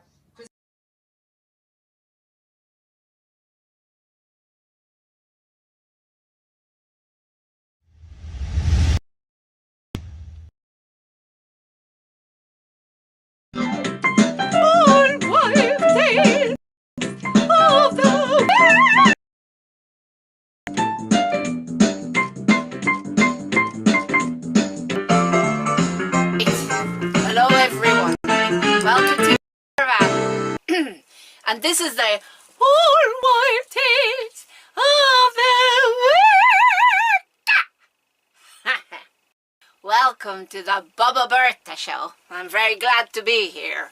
Anyway, I'm Lauren's grandmother, Bertha, and I'm from Ireland. Accent, I haven't been there for nearly 100 years, so I'll do my best. But anyway, today I'm not here to talk about the accent. Today I'm here to talk about the garlic. You see the garlic? Oh my God, such a strong smell. Anyway, today I'm here to talk about the old wife tales about the garlic. You know, the flu season's coming. It's getting cold. And the snow is falling and the ice is on the ground, and what happens to us? We all get sick. We all get colds and sniffles and and bronchitis and pneumonia. But I tell you what, there's one thing that's going to stop it. It's going to stop it in its tracks, and my old mum used to tell me about it, and it's the garlic. Yes, garlic. What you do is you take a few cloves every day, you put it in your soups, you put it in your smoothies, you eat it, whatever, and it won't have cold. It'll get rid of your cold just like that, I can promise you. But I tell you what, it's a price to pay. There's always a price to pay. Unfortunately, the husband's going to leave. He's not going to be able to stand that smell. That's the first thing. The second thing is the children. The children are going to move in with their friends. And the pets, the dogs, the cats, the snakes, they're going to pack a bag and they'll be on. So that's the disadvantages of using the garlic. That's a shame, isn't it? Anyway, the biggest advantage I just thought of is the vampires. You're not going to have any vampires near your house. So you've got to weigh up the goods, the bads and the uglies. What is the best thing to do? Should you have the garlic and not have the vampires and lose your husband, your kids and your pets? Or get rid of the flu as well? It's your decision to make.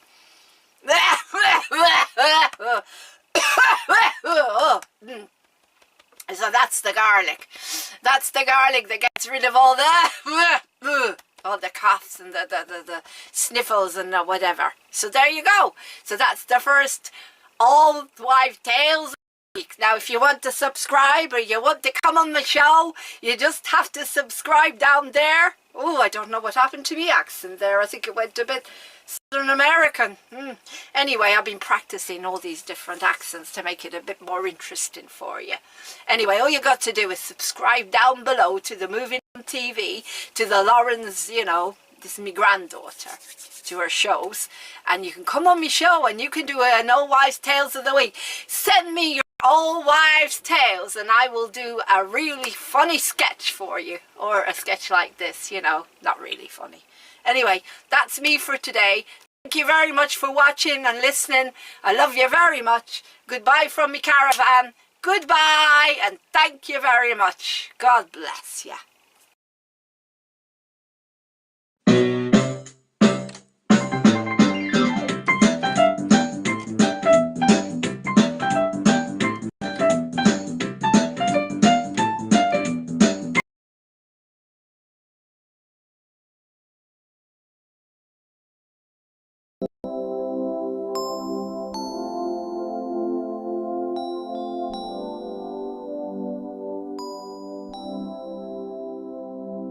To the Holistic Show. Today we're going to be interviewing Matt Embry, who recovered from multiple sclerosis. Well, actually, he was diagnosed when he was 19 years old, and thanks to his family and support system, he was able to not go down the route that a lot of people go down. Instead, he created his own system with diet and lifestyle and was able to stay well. And now 20 years later, he is still well, thank God. He runs MS Hope. So I'm very happy today to be interviewing Matt Embry.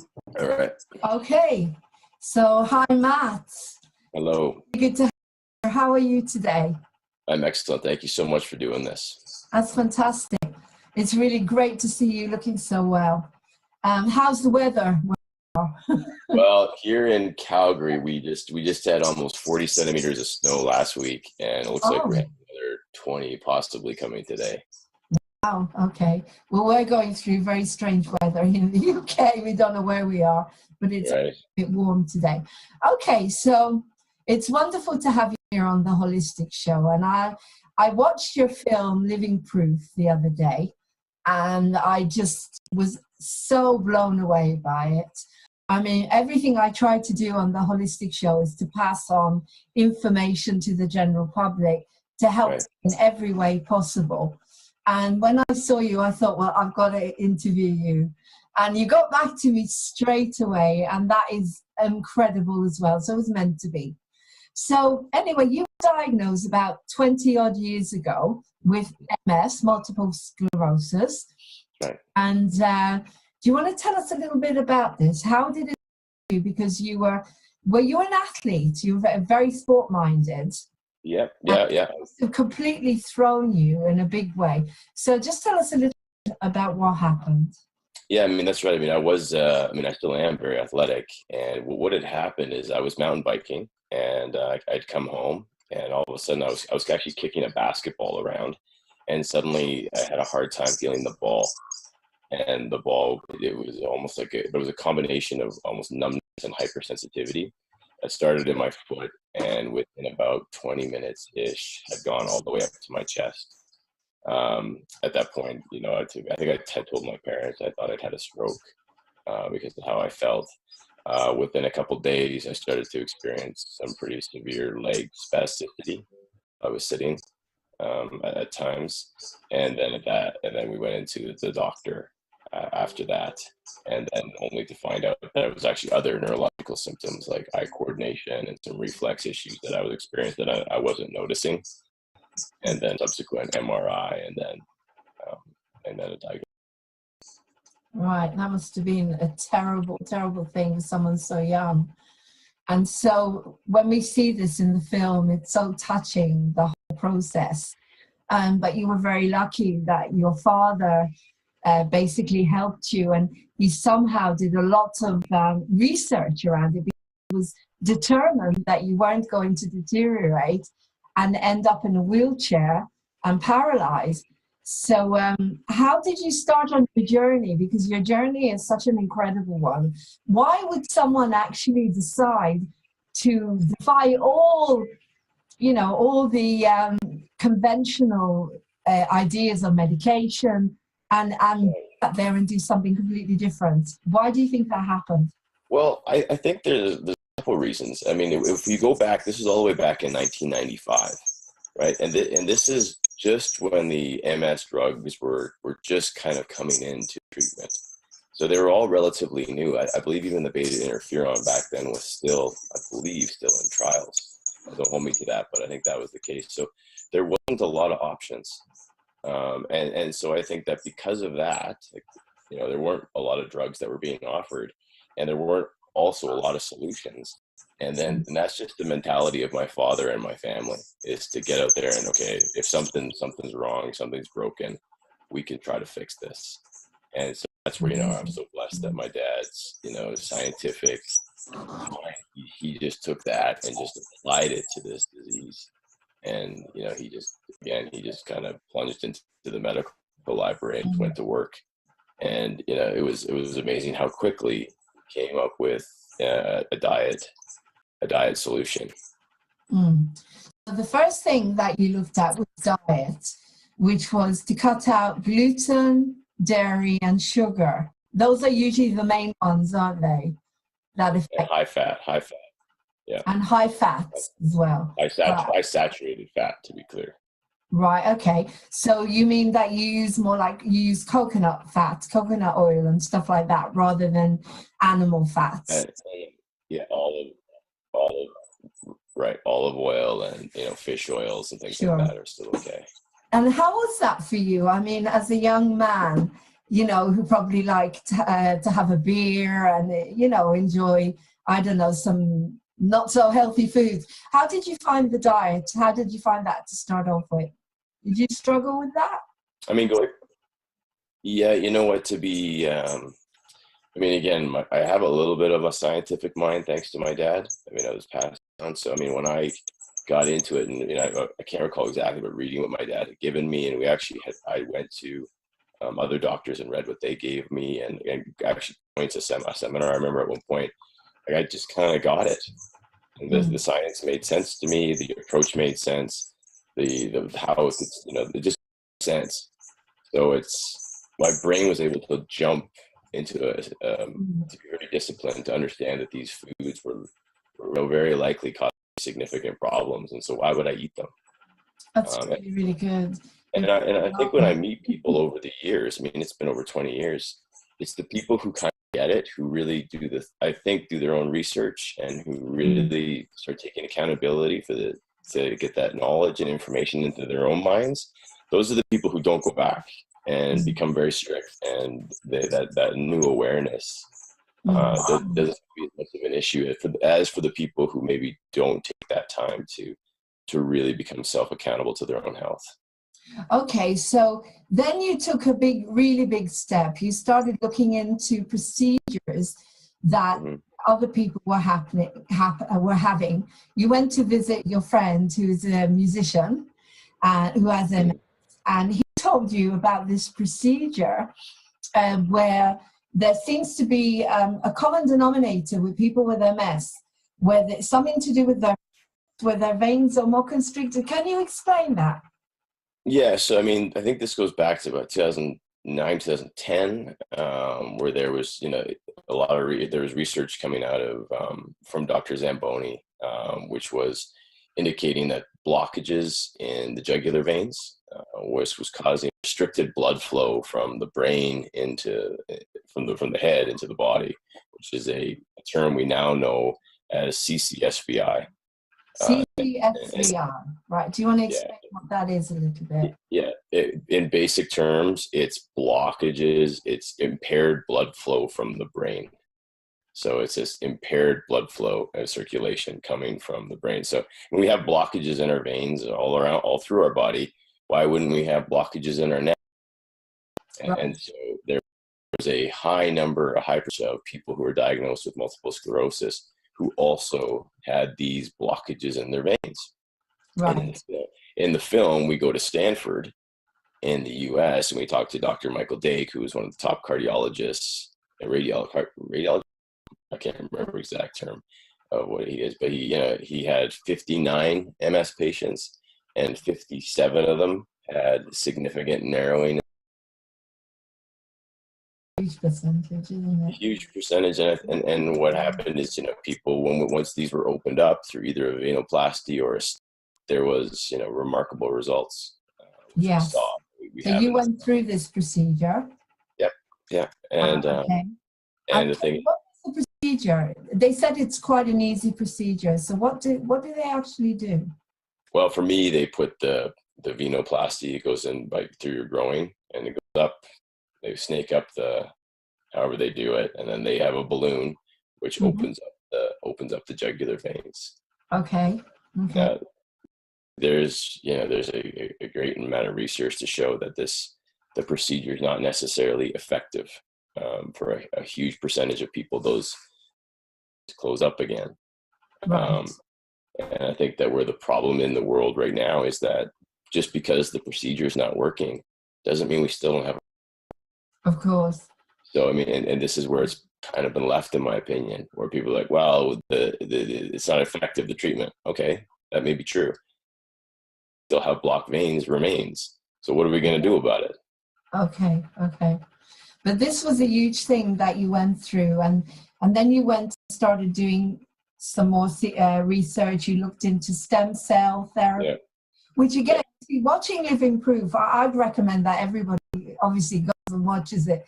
I mean, Amazon Prime, it's absolutely incredible film, very touching and very, very wise, and it does give out a huge amount of incredible information to people that nobody knows about it. I mean, I know a lot about holistic therapies and never heard of that procedure. And I was even not educated enough to understand what happens with stem cells. You explained that actually the doctor explained that the stem cells are taken from your own stomach and injected into your brain. That is one procedure. Are your own factory, as he put it. Yes. In an incredible way. So did you have that as well? Did you have stem cell therapy? No, I haven't, and I've pretty much publicly told people that, and we've investigated, I think, 2 different types of cell treatments. Right, there's one in the film, but there's also another one that involves chemotherapy and wiping out your immune system and a reset. And both of these are fairly, I don't want to say extreme, but they're fairly intensive treatments. And I think that what I say to people is, okay, we've got all these strategies, mshope.com, and the ones we talk about in the film, which are diet, exercise, high dose vitamin D. These are strategies that are, very low risk to your health. No side effects that we know of outside of maybe getting healthier. And if those strategies stopped working for me, I would definitely consider a stem cell transplant. Okay. But you see, the miracle is that you're here. You're here nearly 22 years later. You're 23. Well. You really are well. I mean, why do you think that is? Why do you think you're doing so well? Well, I mean, I think there's absolutely no question in my mind. It's the strict diet, exercise regime, and high dose vitamin D. I mean, we've got another website, which is direct-ms.org, to find the science, the literature there to back up the strategies that we recommend. Again, I'm not a doctor or a researcher, so I mean, I try my best to show people, like, this is what I've done, and here's how to do it. The website, and if you want to try it, go for it. If it works for you, fantastic. Here's the science behind it. And then if you visit my Facebook, and if you visit all the surrounding social media, we post other people's stories, and in the film too, right, to demonstrate that I'm not a one-off, that there are people like me all over the world who are doing this. It's incredible. We'll talk about MS Hope in a minute, after the break, because I'm going to take a little break because I have to put an advert on, because we're kind of a TV station. So carrying on from what you're saying, because you talked about vitamin D, and I did a whole program about how important vitamin D and vitamin K are to take them together. We've got a program on here where someone explained that. People don't realize how important it is, and when you come from a country where the sun doesn't shine that much, take your vitamin D. But your father actually said, really stood out, that he's saying that it's impossible to develop MS if you take high dosages of vitamin D. You stand by that? Again, I'm not a researcher or a doctor, so I don't really like to make these types of claims. But I think my father, he definitely has a strong position that adequate amounts of vitamin D in childhood, in particular, and through our life, will hold back the disease in itself. So I mean, it's creating awareness. It's making sure people's vitamin D levels are adequate from the time they're born through their entire life. Okay. Yeah, as I say, that a lot of us are told that now about vitamin D, that it's more or less a cure for everything, if you have enough of vitamin D in you. And as I say, because we don't have it enough here, we need to take it. But coming back to the film, Living Proof, how did that all start? When did you decide that it's time to make a film? How did you go about it? Did you direct it? Did you write it? Because you're the main actor in it, obviously. Yeah, I mean, the thing is, I've been a filmmaker my entire career. I mean, that's what I do. I've had again, I've been blessed with a very successful career. I've been blessed to be have a successful film career, and documentary in particular. And so I was able to, through my 30s, build a very successful production company in Canada. And so I'm lucky that I've got the resources, at my fingertips, really. We have full-time employees and editors, and I work on all sorts of films. So this is what I do. When I created, the question was, how can we get this information to the public in the most effective way? And with people, with film and documentary being so important in regards to how we can communicate ideas and the power of it to reach people all over the world, we made a decision as a company at the beginning to take a risk and can we do this? And then we have a story we want to tell, and then we went to work, and a gifted group of filmmakers around us in regards to DOPs and editors and producers, and I'm a director by trade.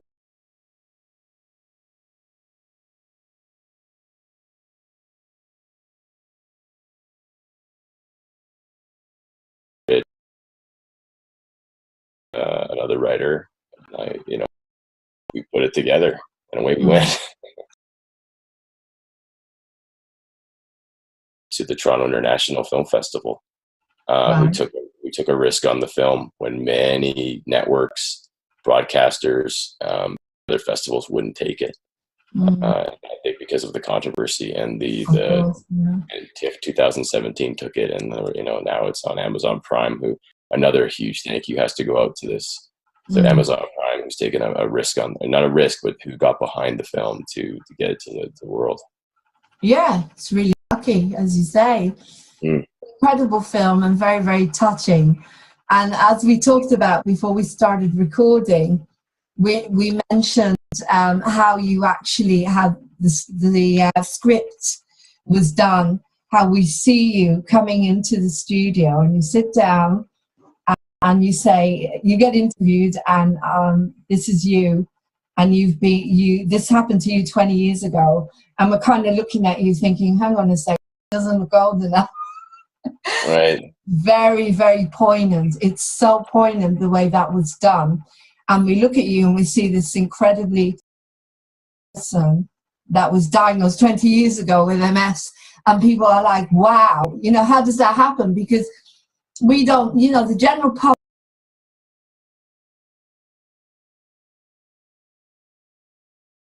people that are ending up in wheelchairs, people that are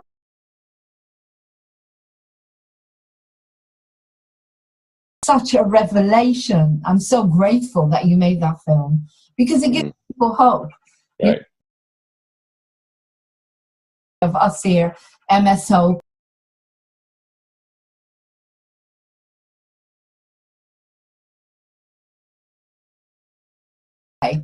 But the whole way that you designed the film, I also make films and I make music videos and stuff, and is just so beautifully spiritual, and you got it. So that point, you made people sit up and listen and think, right, what is this? What's he got that other people haven't got? Right. We live in a world where it's very sad that people don't know that you can be well when you're diagnosed with a condition like this. We live in a world where we know that cancer is totally preventable and curable. So coming back to your MS, to the MS, was there anything that happened to you before? Was there a huge stress in your something that happened to you, a big stressful event? Or did you feel that there was lacking body nutrition that was lacking? Because I believe that everything leads to something. As I say, I believe that cancer is totally preventable and curable with the mind, body, and the spirit, a natural way. So do you think that something might have happened to you, or that you were lacking even as a child that could have led to you being diagnosed? Yeah, I mean, these are really complicated questions, especially with multiple sclerosis, right? Because there is a number of variables that contribute to what we believe to be to this condition. Certainly diet was something that was not happening in my life. We definitely had diet not atypical to that of the Western diet, high fat, high sugar, high dairy, high gluten. So the diet was sure that way. I was only 19, so I think most people go through stress in their late teens, right? And I don't think there's anything like super particular maybe some relationship Wasn't issues. sorry, like extra exams or anything like that? Yeah. Or pressure? No, I mean relationship issues, but nothing too significant. I guess maybe significant, but not. It's hard to correlate, right? And I think that also I suffered a major concussion and head trauma, neck trauma, and I think that maybe there's something there that could have There may occurred. be a connection there, yeah. And these types of things. Structure of the film, because multiple sclerosis.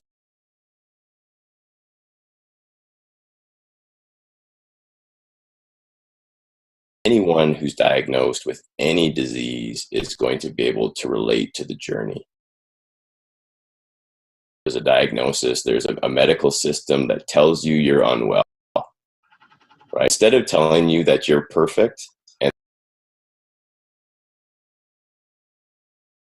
a new balance needs to be found, you're told that you're unwell and you're left in many ways to your own devices. And I think that in that trauma and that kind of awakening for people, that's, we try to show that journey of being out there to find hope and all the roadblocks that people will encounter.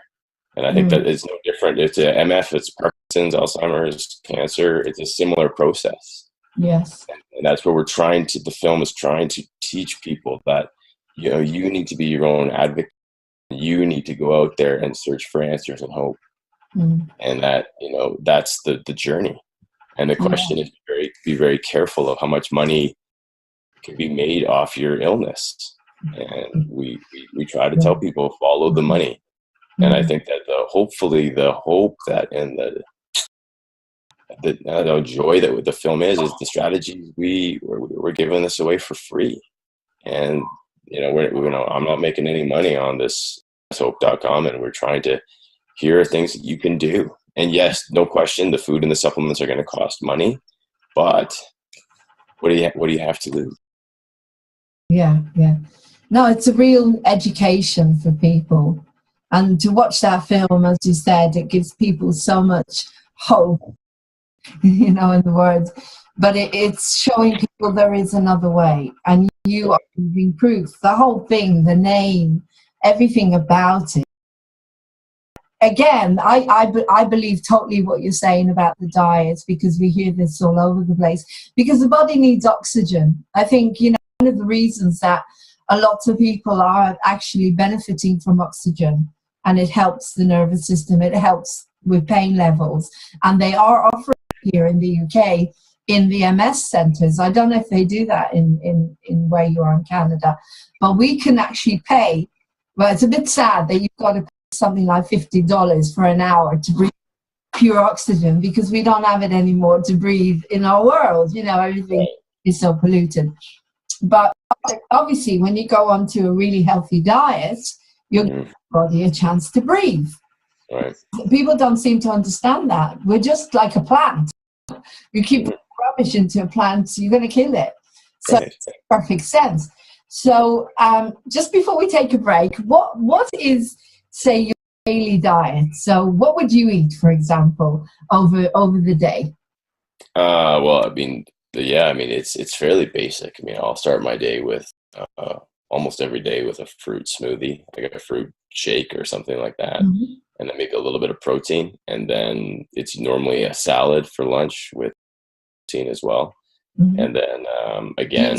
Do you eat meat and fish? Or you're not a vegan? No, not a vegan at all. Yeah. Okay. And then in the evening, also very similar. I may add more rice as a grain, but not always. And then it's fairly consistent. But again, I don't feel like I'm being deprived of anything, really. Okay. Let me freeze up here. Do you have gluten-free food? Because I'm gluten-free, and quite honestly, I think gluten-free food is actually worse. It's all, some of it is just so bad. But if you want a bit of a little bit of a treat, that's right. Something sometimes, and it's better than nothing at all. Okay. When we come back, I want you to tell me about MS Hope. be, is it a charity? Did you form a charity with it, or is it just an organization first?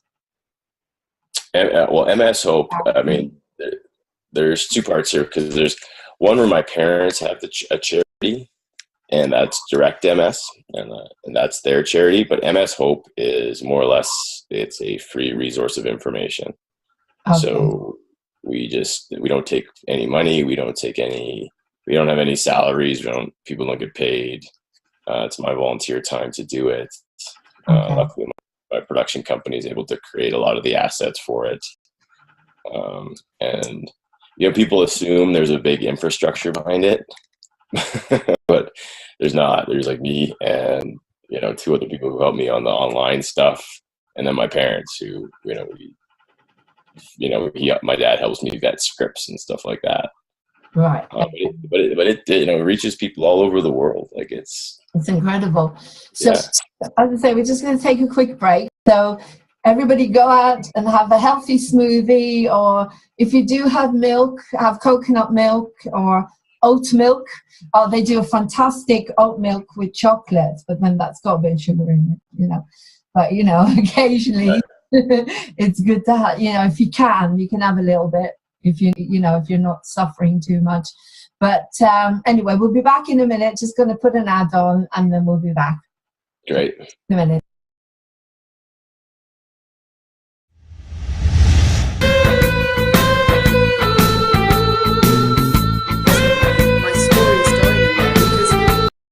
Shouted from the rooftops that there is a service on our beautiful NHS that I'm so proud of, and we're all very proud to have. It's free, guys. And you know what, when I ask someone, do you know what a therapeutic community is, they'll go blank. Nobody knows it even exists. So I'm here to tell you that if you know anyone, one of your colleagues or your friends or your family or yourself, and they've given you that label, borderline personality disorder, be as lucky as I was and ask your doctor. They told me, because I wouldn't take medication, ask them, can I please try what Lauren tried?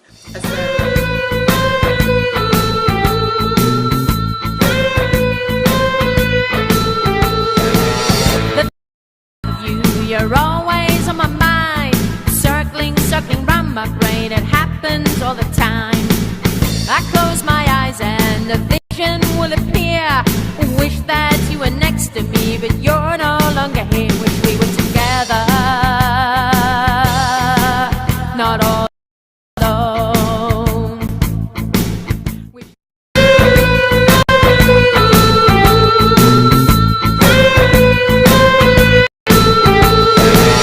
The thoughts I have of you, you're always on my mind, circling round my brain. It happens all the time. Close my eyes and a vision will appear. Not all alone. The anger you display, I really cannot take. Want to break the barriers that you and I would make. There'll always be a part of you down. Welcome to Moving On TV, the new TV channel for us, the positive, inspirational TV channel. My name is Lauren Hope. I am the founder and CEO of Moving On TV. No one is ordinary. We're all special, unique, wonderful human beings. We're all celebrities with our own talents and strengths and dreams. Come on board Moving On TV. The new positive channel, the channel that gives you hope. Come and work on our media. Cameramen, editors, anyone who wants to work with us, and of course sponsors, organic makeup and organic products that are helping the environment and the human race. Don't get depressed. Come on board Moving On TV. See you soon. Bye.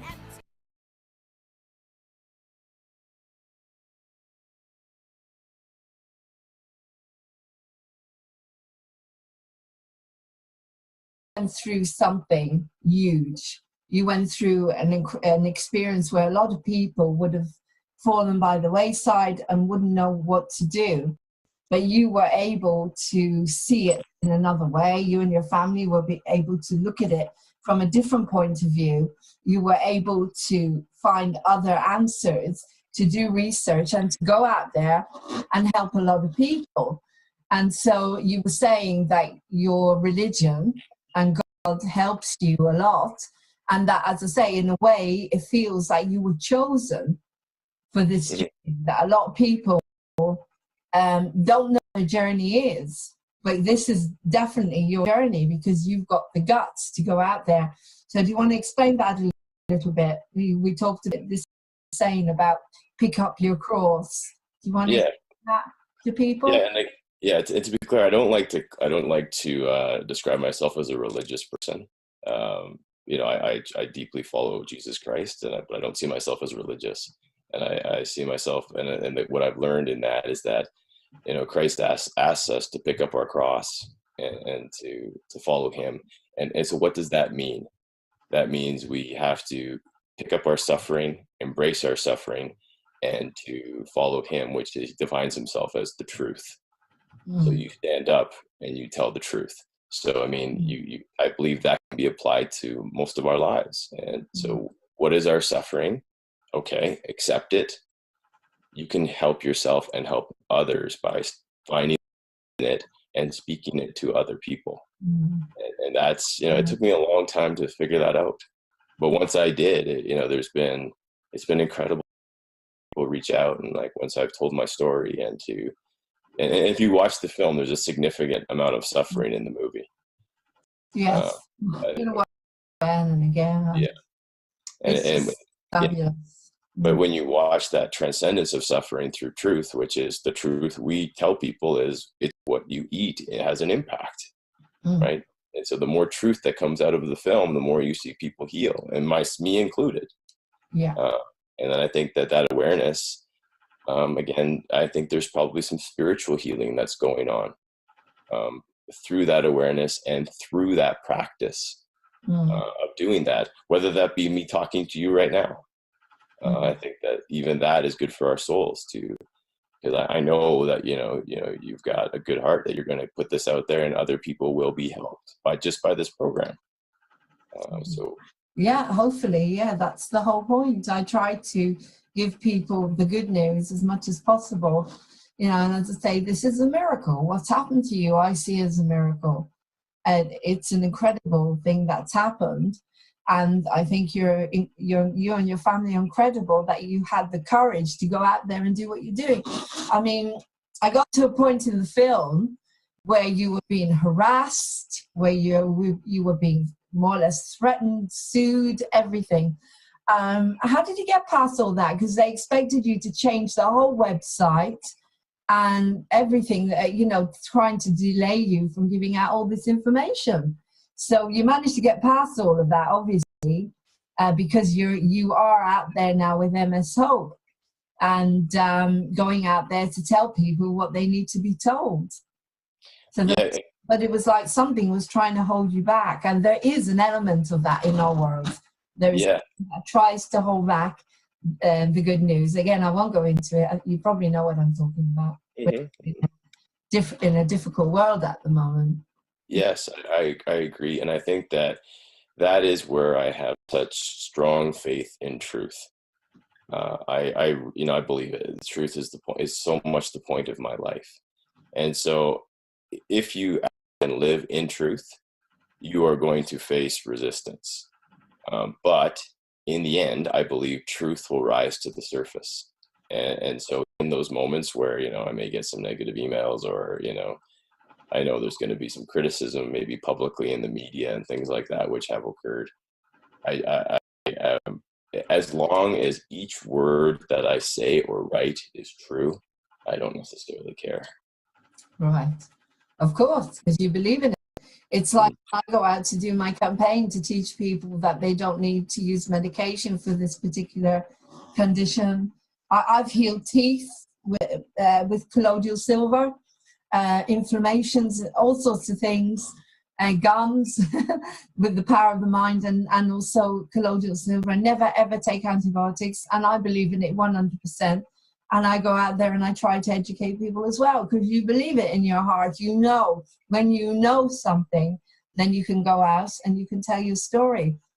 But again, going back to the young 19-year-old, when you were diagnosed and all this fear and, you know, how did you get past all of that? Did you have a strong belief in God then? Have you always been religious? Again, I don't like to call myself religious. Spiritual? Yes, no, I haven't. I haven't actually. Right. Yeah, no, So that what was. helped you? Was it your family? Yes. Got you through, would you say? Because you must have gone through so much struggle. I mean, I can't imagine how it feels to be that age and to be diagnosed with something that is more or less saying to you, you show it really well in the film when you go down, because you're seeing all these people around you that, you know, they're paralyzed and they're hurt, they're in wheelchairs, and you can see you break down. That must have been such a difficult time for you. Yeah, it was. I mean, the process of the film was the process. I would think the process of the documentary was actually harder than being diagnosed in my late teens, early 20s. It was really a tough time in my life. And again, it's interesting from a journey perspective that it was the film itself that really led me to God. The process of actually making that film. But then again, you know, back to our last conversation, it was, I really had to accept, my suffering as part of the point of my life through that process of the movie, of the film, of the documentary. Right. And I think it was huge. And you know, what can I say? I mean, that's where it led. Sorry, go on.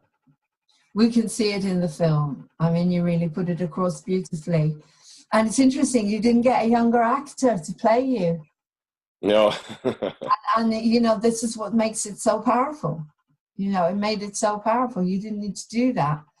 But the beauty, okay, let's talk about MS Hope now, because you've created a safe haven now for people with MS.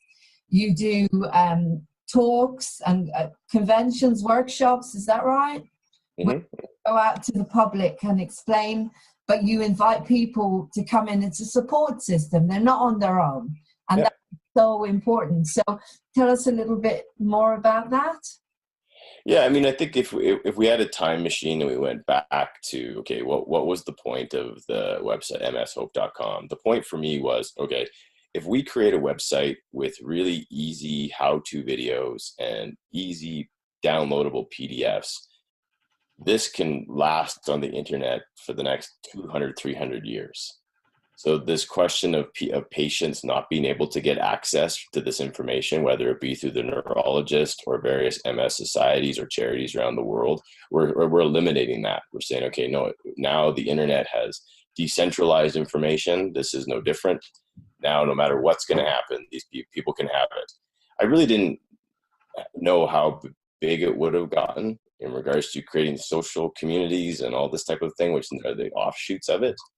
But it has, you know, and we have literally hundreds of people a month are signing up to Facebook groups and all this type of thing that, you know, to be honest, I'm not that learned in, but I'm fascinated by it. And you start seeing people support each other and people are posting their own stories, and I'm doing that as well. But yeah, it's a group of people who are supporting each other, and, you know, it's really wonderful to see it grow. That's fabulous. That's fabulous. So from your heart to someone who is just being diagnosed with MS, what would you say? I would say, look, I mean, multiple sclerosis is a terrifying disease. Let's not pretend it's not. The outcomes of it can be just horrific. And I think people need to be aware of that. I think that and that's where the film really starts, with that type of, you know, awful situation of where this thing can go, where this illness can go. Mm-hmm. Therefore, you got to take it seriously. It's people, when you're diagnosed, a message to you that what you're doing sorry, can you still hear me? Yes, I can hear you. Yeah, perfect. Oh yeah. So when you're diagnosed with a disease, whether it be MS or anything else, it is a it is a wake up. It's saying what you're doing up until this point isn't working. You got to change. Mm-hmm. Accept that, and they go, okay, what can I change? Well, we've got a website called mshope.com, which is going to teach you how to change the way you eat. It's going to change the way you maybe exercise. It's going to change the supplements that go into your body.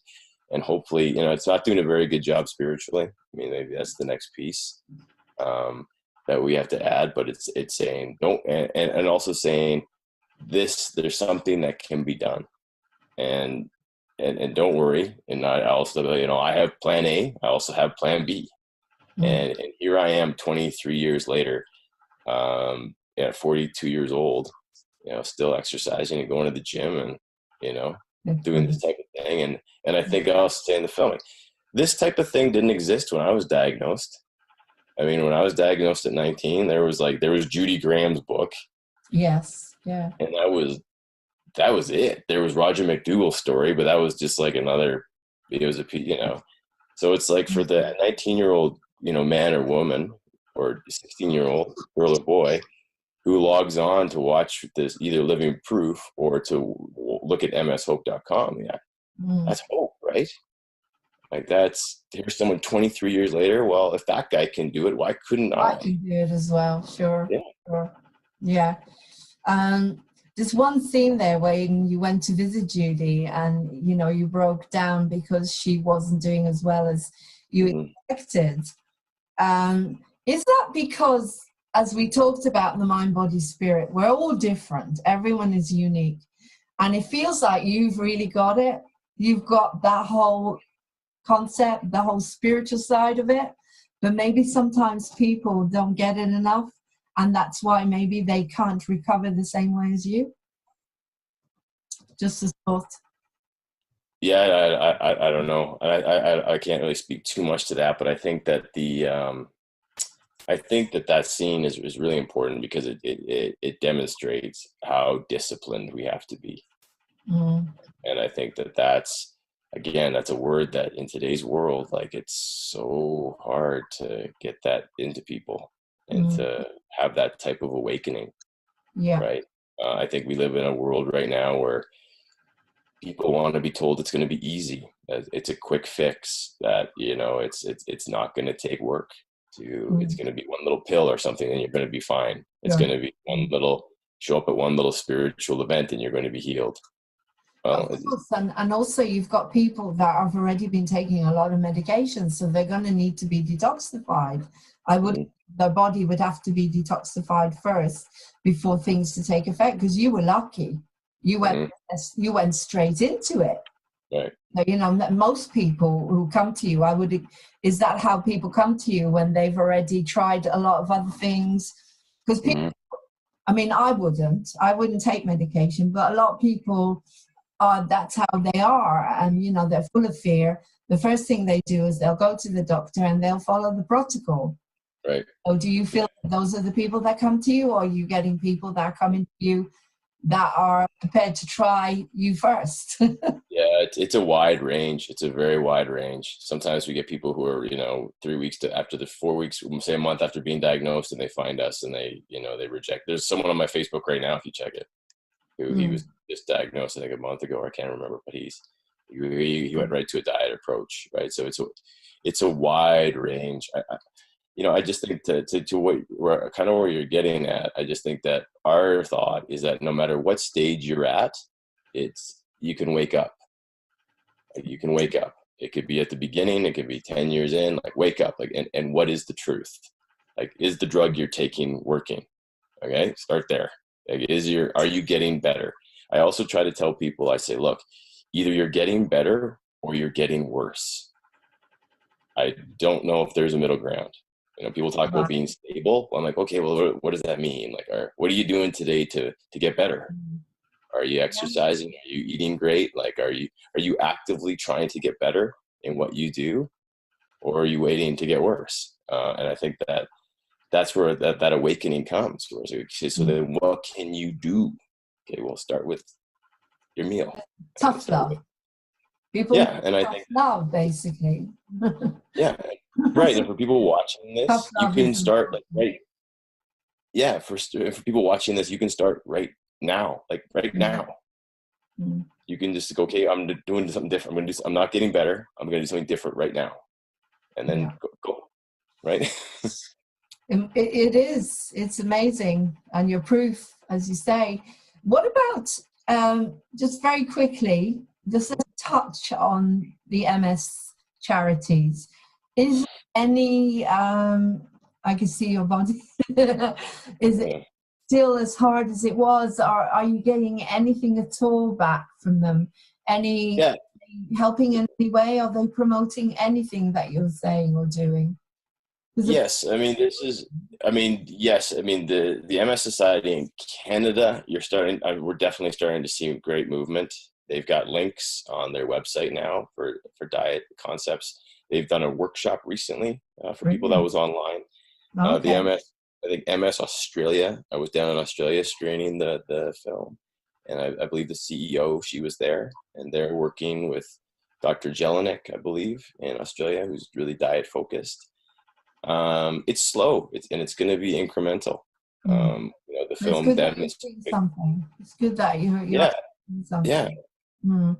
I mean, the kind of world that we live in at the moment is between you and me. I when I go for my oxygen, I go with my married name because I don't want people to know that I know this stuff, because, you know, the world is the way it is. So there's not much I can do at the moment with the centres here in the UK, but we will get this out as much as possible to people, you know, on social media and everything. Okay, just so before we finish, just how do people get in touch with you? Yeah, I mean, I'm really easy to get a hold of. Okay. As you found out, right? As you found out. I mean, again, I try to really break down this concept of, like, you know, this ivory tower idea that we're not approachable. Like, my email is literally on the website. I try to get back to almost I try. I mean, obviously I fail. There's probably people out there like, I know I can't. I try, or I forward it to my dad if it's a question I can't answer. So it's matt@mshope.com, or through my Facebook. I try to get back to people if they have a question. M-A-T-T, Matt at mshope.com is your email. Okay. Is that the best way to get hold of you? Because I found you, I emailed you, you got back to me straight away. I was amazed at how quickly you got back to me. It was like within an hour, I think. I was thinking, wow, this has got to happen. We've got to do this interview. Well, and that's what I would actually teach people. Like, that's a technique that I've learned, and that's about being aware. And that's about, you know, we also live in a world where it's like, well, I'll get back to all this email stuff later. No, do it now. Yeah. There's maybe a bigger reason something's come in to your inbox. And then the more aware we are, and again, this is a different show, but it's about it's about awareness. And I think that it's about helping people. Very important. So there you go. So Matt at mshope.com, and then you're on Facebook. What's your Facebook? I don't know. If you just find me, Matt Embry. Yeah. Okay, the people can friend you. So you I don't know if they can friend me. I think they have to. I have too many friends now. I think they have to like. They have to go like MS. There's an MS Hope Facebook, which is kind of a mirror to my personal one, but I think they're somehow connected. Okay. Okay, so is there anything else you'd like to say to anybody who's going to be watching this? Obviously, we want people to go on to watch Living Proof, which is Amazon. So if you have Amazon, please go and watch it. It's a fabulous film. It will touch you to the core. And if you know anyone who's suffering, you can pass it on. Is there anywhere else that people can watch it if they don't have Amazon?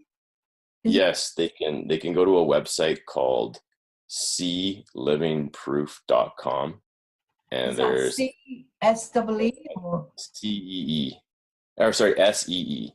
C, like the C. seelivingproof.com, and you can get it on iTunes, Vimeo, Google Play. There's all these other ways you can download it. Fantastic. We try to make it's free on Amazon Prime.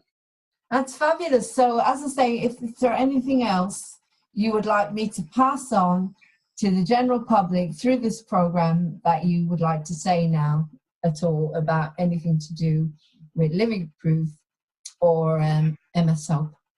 Yeah, no, I just invite people to, again, go out there and seek truth.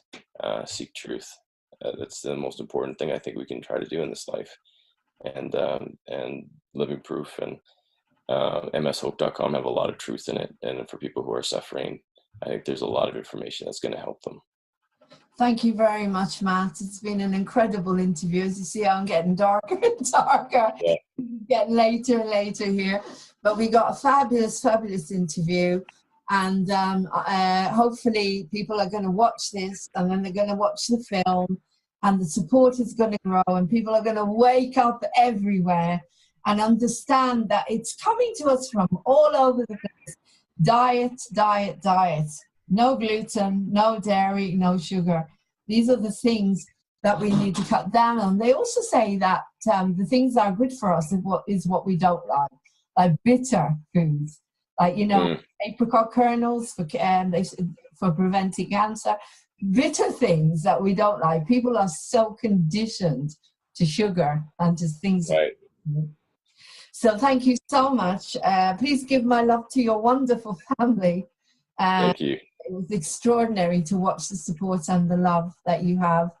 And so thank you very much for the interview. And I'm going to sign off here now from Moving On TV. And have a beautiful day and stay well. And you want to see more and more people doing as well as you. So thanks so much. Take care. Thank you. Bye-bye. You guys for watching that incredible moving interview with Matt Embry. Please go and watch Living Proof as soon as possible. You'll be amazed. And if you have a fantastic story to tell, we're here for you. We want your stories. Please contact me, Laurene, Lauren with an E, at movingontv.uk, or you can call me on 07437 532 bringing the whole back into our lives. Take care now. Thank you. Bye.